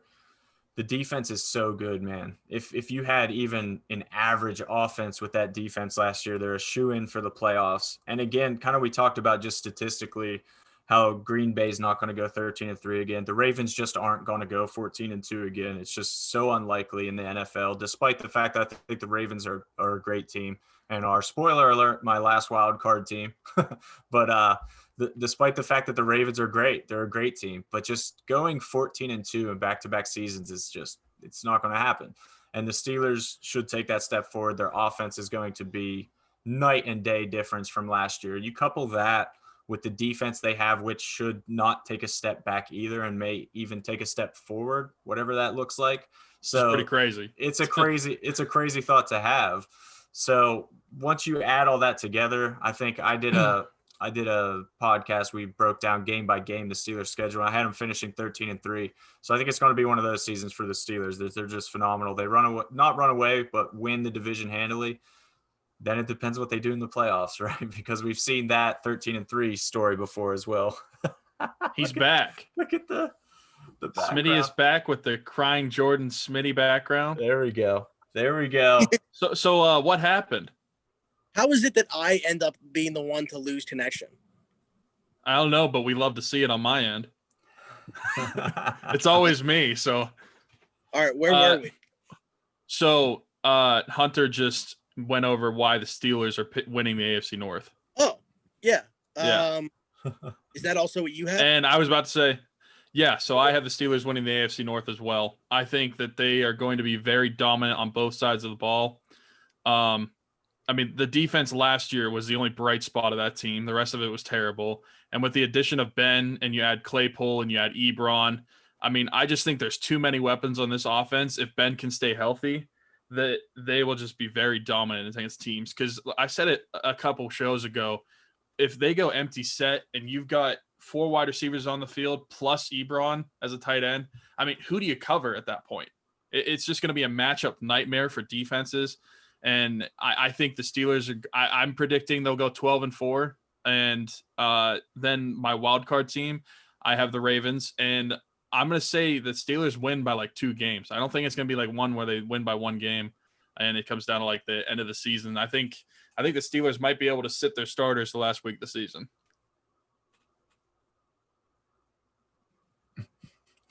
Sheesh. Going on a Hunter, do you feel that strongly about it? I definitely do. Yeah. I definitely do. Like I said, I think the Steelers, or you may not have been here, but I think the Steelers finished 13-3. I think the Ravens will be fine, but I see 10-6, 11-5, something. They're going to come back to earth a little bit. Last year was such a ridiculous showing from them on both sides of the ball, and just maintaining an offense like that, defenses are going to slowly figure it out. You know, we saw the Steelers, like we said earlier, Steelers played them well already. So the blueprint is out there for stopping Lamar Jackson. It'll slowly take shape. Like I said as well, he's going to keep changing his game and evolving as well. So it's going to be a fun battle for years to come, but I don't think you're going to see a season like he had last year again. And that's ultimately going to cost them a couple games. They're not missing the playoffs in my book. It would be crazy to say they're not at least taking the wild card, but I see, 10-6, 11-5 Ravens squeaking in. Sweet, I'm back, Peter. Look at this. This is literally me during the Brian Rush show. The tale of two Smitties. I like this. During Brian Rush, this exact same thing happened where I disconnected and I had to go on my phone and then I reconnected on my computer. It's literally mirroring the Rush show. I can't believe that's ridiculous that it happened. You were having the issues like right before we started, and you've been fine the entire way since. Yeah. He cursed you. He passed on the curse over to you. You guys think I'm along with you in your line of thinking there? I would think so, but I feel like maybe you want to surprise us, but I hope you have the Steelers winning. I don't want to surprise you. But you are? No, I'm picking the Steelers to win the thing. Nice. I kind of think the same thing. But I do think it's going to be just a difference of 1 game. There's a lot of hype about Lamar. I almost said Lamar Miller. Geez. Lamar Jackson this year being more of a pocket passer. Maybe we don't see him run around as much as we did last year. I think it still will be an element of his game, but if that holds true, maybe if it doesn't work, they'll get back to it as well. But if that were true, I think that it almost takes away a dynamic, and there's a lot of moving pieces. Is Marquise Brown going to step up and be the guy that they think he's going to be? They added a couple more receivers, James Prochet and Devin Duvernay. The defense really, though, for me is what, is Marcus Peters the Marcus Peters that played in Baltimore last year, or is he the guy that kind of got written off in LA because he wasn't playing that well? I think that I think he's a very good corner. But I will say also going back to LA, just to talk about them a little bit, Jalen Ramsey isn't like the same player there too. And you have to start questioning the Rams defensive philosophy if star corners like that are going there and not looking like they should. But anyway, back to Baltimore. I think there's a lot of moving pieces on that defense. They're going to be starting 2 rookies, it looks like, at linebacker. I do think that stability will come into it this season, especially because of everything that's happened. The Steelers getting Ben Roethlisberger back, I think he accounts for at least a 3-win upgrade from last year. I think that I would probably say 12-4 for the Steelers and like 11-5 for the Ravens. I think they're both playoff teams, but I am picking the Steelers to win that division. The reason being, first off, that defense. Obviously, they're returning most of it minus Javon Hargrave. And I think you look at that offense, and again, they have the weapons. They had the weapons. They had a lot of the same weapons last year. Yes, they had Chase Claypool. Yes, they added Eric Ebron, but they're also adding a Hall of Fame quarterback to that offense from last year. So I love the Steelers this year. I don't get anybody that doesn't have them at least in the playoffs. I can understand if you're going to put the Ravens in front of them in the division, but with that additional playoff spot, to me, the Steelers are going to be a playoff team this year. I'm excited to see it in 6 days. Sure. Whenever you mentioned that they want Lamar to be a pocket passer, I feel like that takes away the identity of their offense. I mean, their offense is at their best whenever he plays like he did last year. And whenever you want him to change or take that away, I don't doubt that he could be a very solid pocket passer. But the way he is mobily, I don't know why you would want to change that in your offense. I agree completely. When you said it, I was just like, that's a classic case of overthinking something. Like you had some magic there. At least, like you did say one thing that I think is interesting, where if it wasn't working, maybe they'll just go back to it. So I get it from a sense of longevity and just trying to prolong his career and everything like that. But he was so phenomenal, which I think any Steelers fan can admit. The dude was just lights out. It was ridiculous to watch. To hamper that or to try to hinder that in any way, change it. Why would you change arguably the greatest quarterbacking season of all time? Don't change that. Especially teams are going to adjust to it. You have a whole season of film on it now, but make them adjust to it and then not have success to then make your adjustments accordingly. Again, you mentioned the word overthinking. I think that's exactly what it is. They're preparing for something that hasn't happened yet. Mm-hmm. Exactly. The thing that I don't understand is that obviously they want to try to make his career as long as possible. But if you watch him run, he's not like a mobile quarterback that is getting hit all the time. He avoids people, and he's very smart with the way he runs. He knows when to go out of bounds. He knows how to avoid contact. I mean, he makes fully grown professional athletes look like little children. I mean, what was that play last year? It's a specific play. It was in the backfield. It was an outside linebacker, and he made him fall into his knees. I forget who it was. I just can remember the juke in my head. No. Oh, okay. No, it wasn't against us. I just remember the highlight. But he makes these other NFL professional athletes look like little kids sometimes. So I think you don't really have to worry about him as much being a mobile quarterback when it comes to getting hurt, just because he's very different, where he doesn't get the contact like these other mobile quarterbacks have had. Right. Okay. So let's talk about some award predictions now. Not even a single game being played yet. So this is going to be fun to circle back to after the season and see where we were at with these. I think MVP would make most sense to do last. So we'll start with Coach of the Year. And why I have the Bills winning the division is because this guy's going to win Coach of the Year. I'm going Sean McDermott as Coach of the Year. I think he's phenomenal. I think that he's already built a solid resume in Buffalo. He's completely turned that organization around, after there was some instability there for a while. I just really like what they're building there. I'm not a huge, believer in Josh Allen, but say he is, the long-term solution there. The rest of that roster is built to compete for a long time. So I love Sean McDermott, and I really like the Bills. He's my Coach of the Year because they're going to finally dethrone the Patriots. And that's the exact reason why I have him as my Coach of the Year as well. So we do have that's one more than we thought we were going to. That's awesome. I have him the same, just for the same reasons you said. He's going to win the division. He's built that team up, and they're going to be really solid under him as at the helm. So, I think even if there's another coach that we feel like should win it over him, the fact that this guy would have dethroned the Patriots, that he should automatically win the award. Yeah, I get that. I get that. Hey, go ahead. When's the last time the Patriots didn't win the AFC East? Wouldn't have been the year that Matt Castle started. Matt Castle, yeah. Yeah. Was so 2008? 8 maybe, yeah. So it's been 12 years. That's crazy to think of. So first team to dethrone them, give them the Coach of the Year. The problem is that when the Steelers go 13-3, Mike Tomlin's work is going to be undeniable finally, and he's going to win Coach of the Year. So I genuinely feel like people wanted him to win it last year, the way he kept them afloat and kept them competitive, but just that tailspin at the end. If they would have won 9-7 instead of 8-8. If they would have made the playoffs, I think he would have got it. And I think still that's going to linger a little bit with voters and with the public, with the hype. So when he comes out and they just smash it this year, they're going to be like, all right, it's a little bit of a reward for last year, even though it's this year's reward. We're going to be like, we acknowledge that. And also you crushed it this year. So we're going to finally give it to you. So that's my Coach of the Year. Mike Tomlin finally gets it. And all the Yinzers can stop with the Fire Tomlin stuff. I can respect that. I'd love it if he did. The listeners are going to love it too. So I'm sure they're going to be coming for our throats and praising you.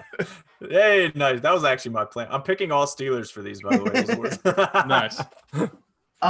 Okay, so where do we want to go next? Let's go to the rookies. Okay. Offensive Rookie of the Year, a guy that we've already brought up on here for me. The safe pick, probably Joe Burrow. I mean, he's going to be on the field for every snap that Cincinnati takes. Number one pick. I'm going Clyde Edwards-Helaire, and I think it's about opportunity for me. He's going to be on the field. In my opinion, he's going to be a 3-down back for the Chiefs. Again, the biggest question we brought up was pass protection. If he can do that, we know he can catch the ball. We know he can run the ball. That explosive offense. I think the opportunity is too great. Chiefs are going to put up a ton of points. They're going to have a ton of team success, which will probably, play into it a little bit. Clyde Edwards-Helaire is my guy for Rookie of the Year offensive. Well, I'm boring, and I went the safe pick. I just went Joe Burrow. I mean, okay. All right. I think you were going to say you picked the same. I think you said same pick. All right, no, good. Safe pick. Gotcha. I went with Joe Burrow.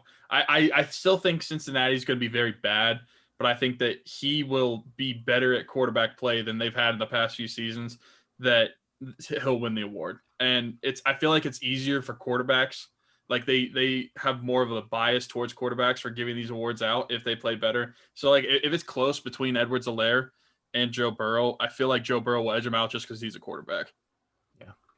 Yeah. Makes a lot of and sense. the number one pick aspect of it, which plays into it. That makes a ton of sense. So the guy, I'm done with my fantasy drafts now, so I can say this, but I just love this guy. I love his situation. I loved his game coming out of college. Hope the Steelers took him. I think it's going to be Cam Akers. I love just everything about him. He has a good opportunity as well, like you said. Yeah. There's not a ton of competition there for him. So I could see him coming out. They have a dangerous offense, always have the last couple of years with Goff and everybody. So I just see him sliding in perfectly and just putting up steady, consistent, good stats in all phases of the game. So I like Cam Akers a lot. I think he's going to be phenomenal. And honestly, you said like all the fans are going to be coming for your throat and praising me. J.K. Dobbins is a coin flip for me. I think he's going to be phenomenal too. So I'll pull the praise off me a little bit by saying that. No, it's funny because like all the talk has been about Clyde Edwards-Helaire. You look at Cam Akers' situation; it's not all that different. I mean, there's not. That was actually where I thought Leonard Fournette was going to go. The Jalen Ramsey connection. They have a backfield where the lead guy's a rookie. You know how quickly is he going to pick everything up? That was actually where I predicted Leonard Fournette to go. That didn't happen. It's still Cam Akers' backfield. You could very well see him be a 3-down guy there as well.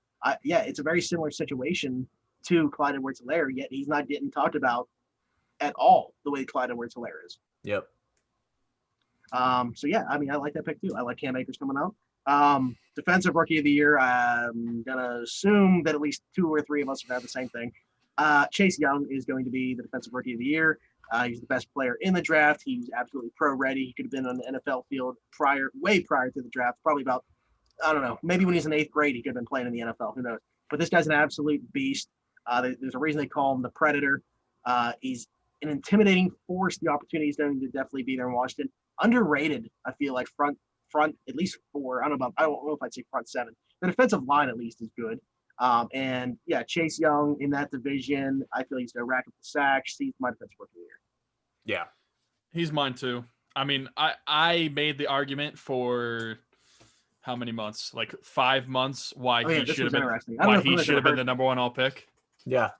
I made the argument that you could still suck with Chase Young on your team enough to get the first overall pick the following year. I think Joe Burrow, the quarterback position in itself, affects you a little bit more, where he might add a win or two, where it pushes you out. Like I think they still could have had a chance to draft Trevor Lawrence next year, even with Chase Young on their team. It's the 2-year tank plan. Dude, that's next level tanking, and who better to do it than the Cincinnati Bengals, ladies and gentlemen. But I love it. I mean, I'm with you guys. Chase Young for sure is my pick, but I would just throw it out there that I could see Isaiah Simmons winning it for one key reason, and that being Washington's offense is so bad that I think opposing teams will get an early lead and be able to kind of grind out games, run the ball more. Won't give Chase as many opportunities to get sacks and make splashy plays.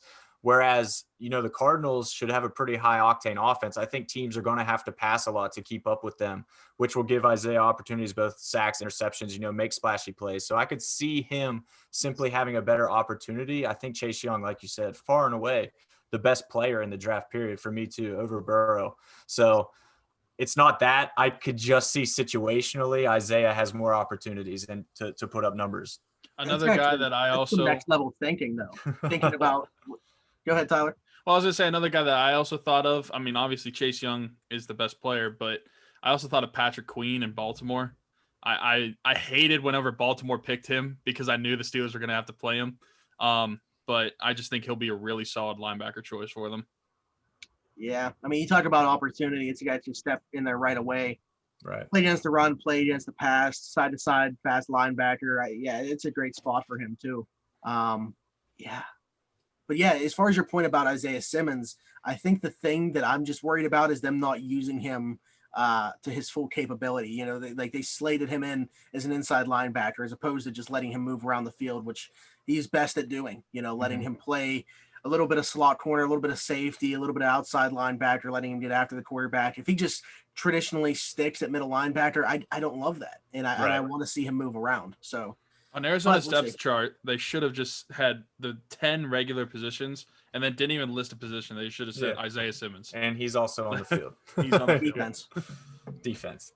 Okay. My offensive player of the year, I know, is going to be different from you guys.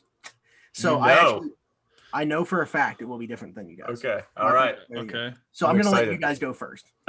Okay. I guess I'll go first. Mine's Christian McCaffrey. Nice. I think he's gonna go right off of what he did last year and stay on the same trajectory, maybe even better. I mean, this dude's nuts. He caught 118 passes last year. He had over 1,000 yards receiving and rushing, and I just think it's too impressive. It's a shame that Carolina's not good because I think he is so impressive. If he was on a playoff team, I mean, imagine if he was on Kansas City instead of Clyde Edwards. Remember when I threw that scenario out there? That oh man, they would not lose a Super Bowl for like 5 years. I'm sure of it. Here's my thing. Donnie actually brought it up to me on the fantasy show with Christian McCaffrey. You mentioned about him potentially being a little bit better. It'd be hard for him to put up, the exact same numbers and replicate that season. But Teddy Bridgewater at quarterback plays so well to what he is as a player because Teddy Bridgewater doesn't stretch the field. Christian McCaffrey is going to be heavily targeted in the passing game, and he already was. You mentioned 160 receptions last year. That number could, potentially go up a little bit. Yeah, I just worry about how good that team is going to be running the ball. Can you replicate that success on the ground? And also the fact that if they're trailing games, if they're passing the ball, that doesn't necessarily get away from what Christian McCaffrey does because he catches so many passes, but, it would take away his ability to his rushing attempts. So I love it. And again, Donnie thinks that Teddy Bridgewater could play more into what Christian McCaffrey could do.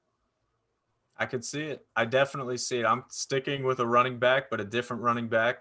I think this is Alvin Kamara's year. Again, I'm done with my fantasy draft, so I don't need to get too cute, but I think Kamara is an absolute animal. Everybody forgets how good he was. Everybody forgets that his knee was like 10% last year. It wasn't his year, but he's back. He's healthy. He's getting paid.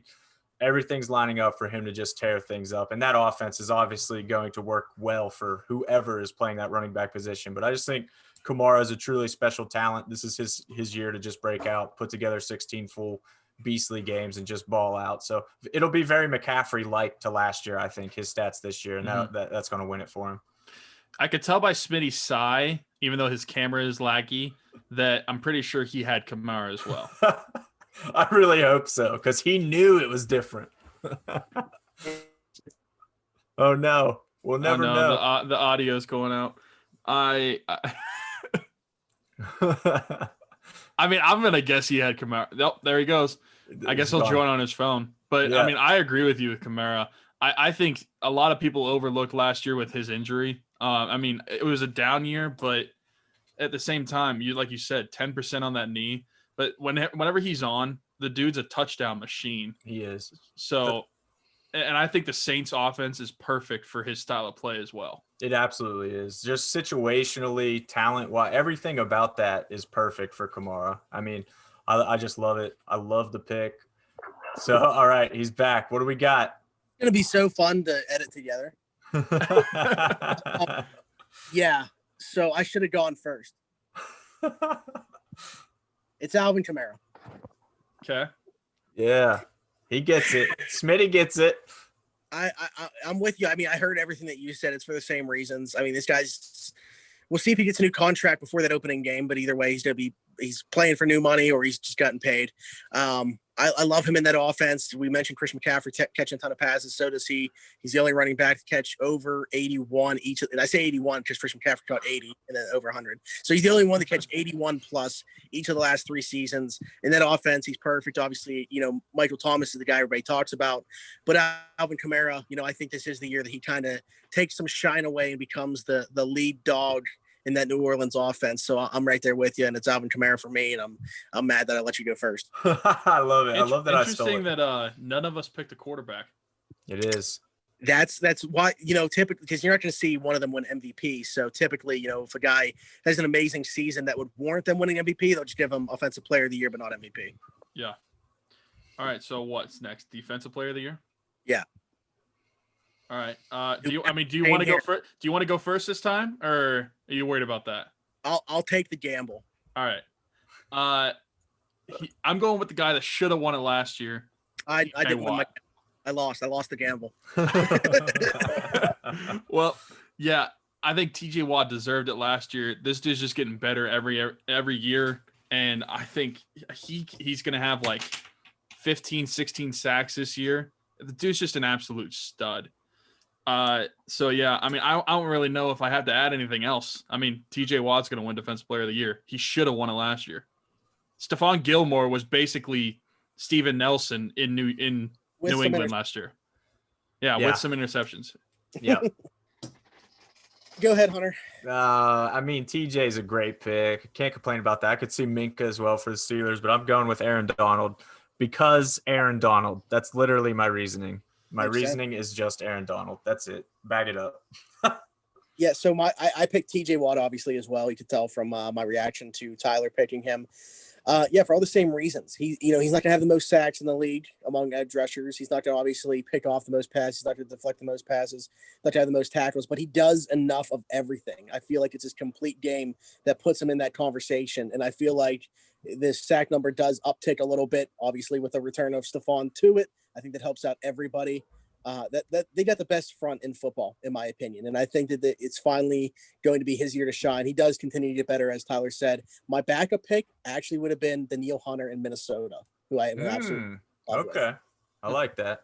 And for all the reasons, Smitty, just to circle around so you guys don't take my throat, don't rip out my throat about not picking TJ, but for everything you said there at the end is why I think it's not TJ, because the team defense is so good that they're going to eat some of his stats. That's it. Yeah, I could definitely see that. I could also see the people making the case that they'd rather have his number, his sack number be incredibly high, but him not dropping coverage as much as he does and some of those other things, like just be completely dominant in one area, and that would build his resume more. But yeah, I mean, I definitely get it. And I think that Aaron Donald's obviously a great pick year in and year out. That could be the pick, and you can't have any argument to it. So yeah, I was going to say, Hunter, with your answer, I feel like it's kind of to relate it to baseball. It'd be like saying that Mike Trout's going to win the MVP. Exactly. It's like this guy should always win it, but who else are we going to give it to? Right. It's boring to give him that, but I mean, he's just such an animal.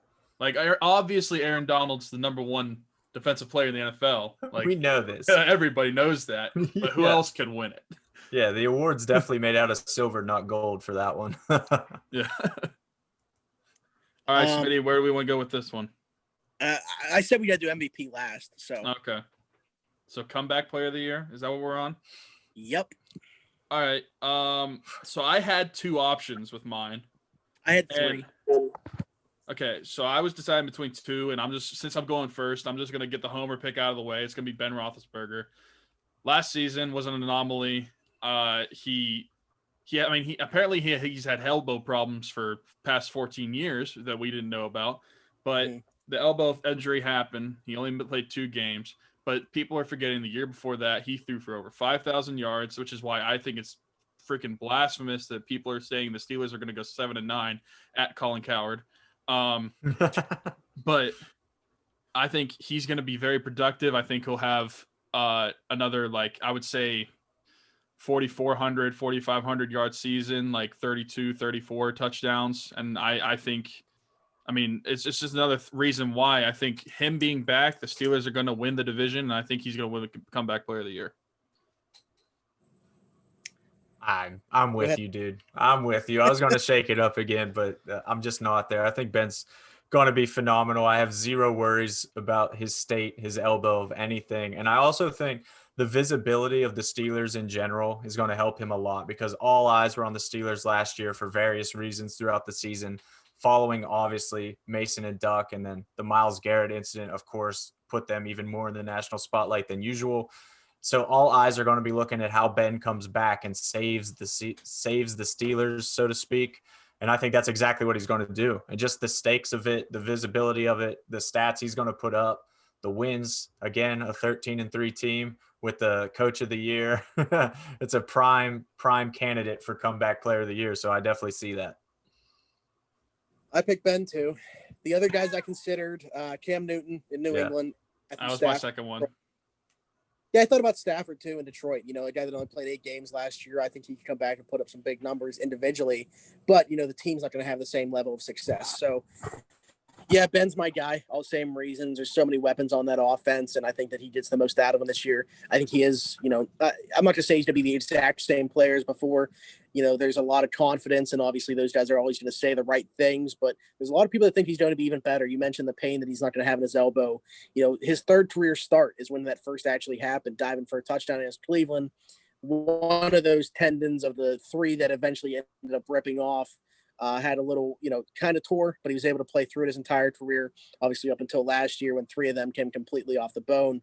I love the potential that is there with this offense to complement the defense that we know is going to be great. And the team success is going to be there. I think the individual success is going to be enough.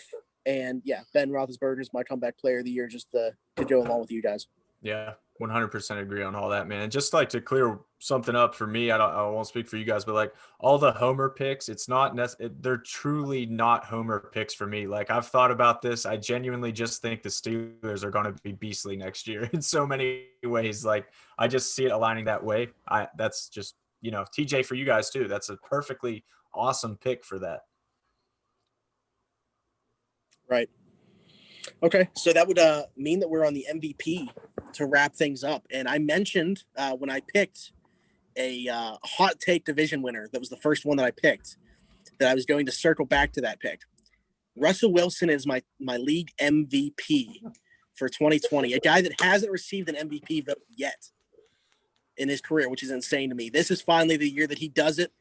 I love him. I love that offense. I think that this is really his year to – I mean, it's not like he's breaking out. I mean, we all know how good Russell Wilson is, but he's somehow still a little underappreciated. And this is the year that it finally happens.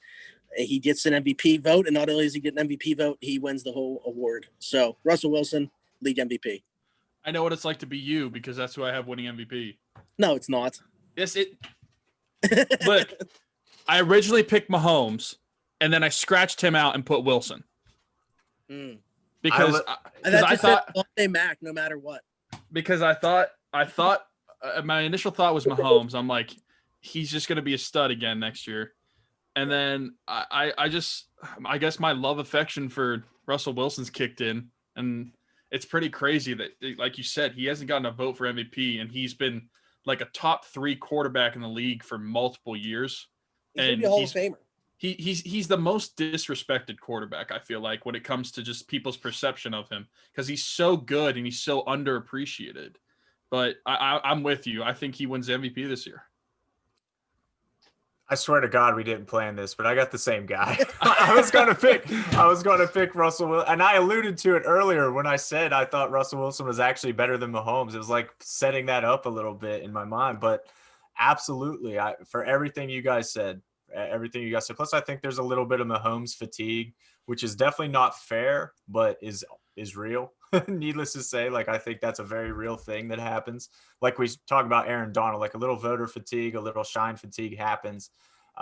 Like you guys said, Russell Wilson's been disrespected for so long, and he just keeps doing his thing. This is going to finally be the year that he puts up, bonkers numbers like he always does, but like I said earlier, Lamar Jackson having a little bit of a down year. If Mahomes comes down just a little, it's going to be enough to show that Wilson's at that elite tier and that he deserves it. And I think it's just his year, like you said, Smitty. It feels like that. It just feels like that to me. I don't know what it is, but I have a gut feeling that this is the year. And again, you mentioned the voter fatigue, and that I didn't think about that, but that's very true. A guy that's already won MVP and then a Super Bowl and Super Bowl MVP. You give it to him again. You can almost say the same thing. Like, what if Lamar really has the best season for a quarterback? Is he going to win back to back? Yeah, it'll be interesting to see it. And here's the one that's gonna it's gonna wreck your podcast reviews and maybe get everybody to unsubscribe.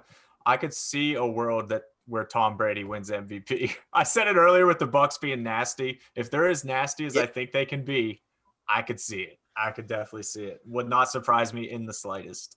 I mean, I don't want that at all. Nobody wants that, but I just see it. I don't know what to say. Yeah, man, that would suck. That's now out there. Yeah, I know. Cut it up, put it on social, roast me, whatever you guys want to do. That's fine. I'm ready. And I saw someone saying that they would want the Steelers to play Tampa Bay just because they want the Brady versus Ben matchup because it's like what we've always wanted in like playoffs and stuff. But at the same time, I really don't want that because we've never beaten them. Yeah, we've beaten them once with Ben. Yeah, it's not a good matchup. So, yeah, I don't want that at all. No. All right. Well, Tyler, anything else? No, I think we covered it all. Hunter, if you want to throw out where people can find all your work at and your socials so they can interact with you. For sure, man. So my website is just homistek.com. It's HOMISTEK.com. All my socials on there. I got Instagram, Twitter, Facebook, all the good stuff. I'm not on TikTok yet. I feel like I'm too old, too late to the game. Can't do it now. I can't suck it up and do it. But yeah, find me on social through there. It's at Hunter A. Homistek. Yeah, man, I appreciate you guys inviting me on, man. It was a great time. Like I knew it would be. I've been fans of you guys' work and watching your kind of come up, the way you guys grind and just that consistent commitment to raising the bar on yourselves all the time is really awesome to see. I love seeing it for you guys and love seeing all your success. Thanks, man. We really do appreciate it. We appreciate that. And Anytime I'm sorry I mispronounced your name earlier. You're forgiven. You are forgiven.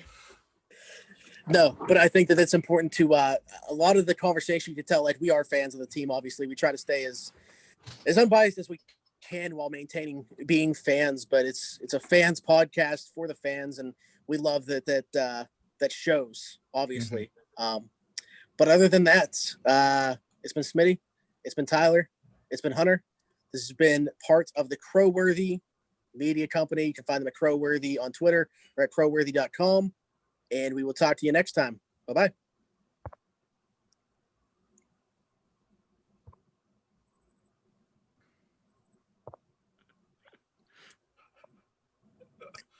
All right. Are we still live on YouTube? Oh, it says we are. I'm going to end that now. Can you get back onto your computer? This is awesome. This is going to be the best end credits ever. I mean, like, I can physically stop the stream on YouTube. Oh, yeah. Well, why don't you just do that? Okay. I just didn't know if that would affect it in here. I don't think.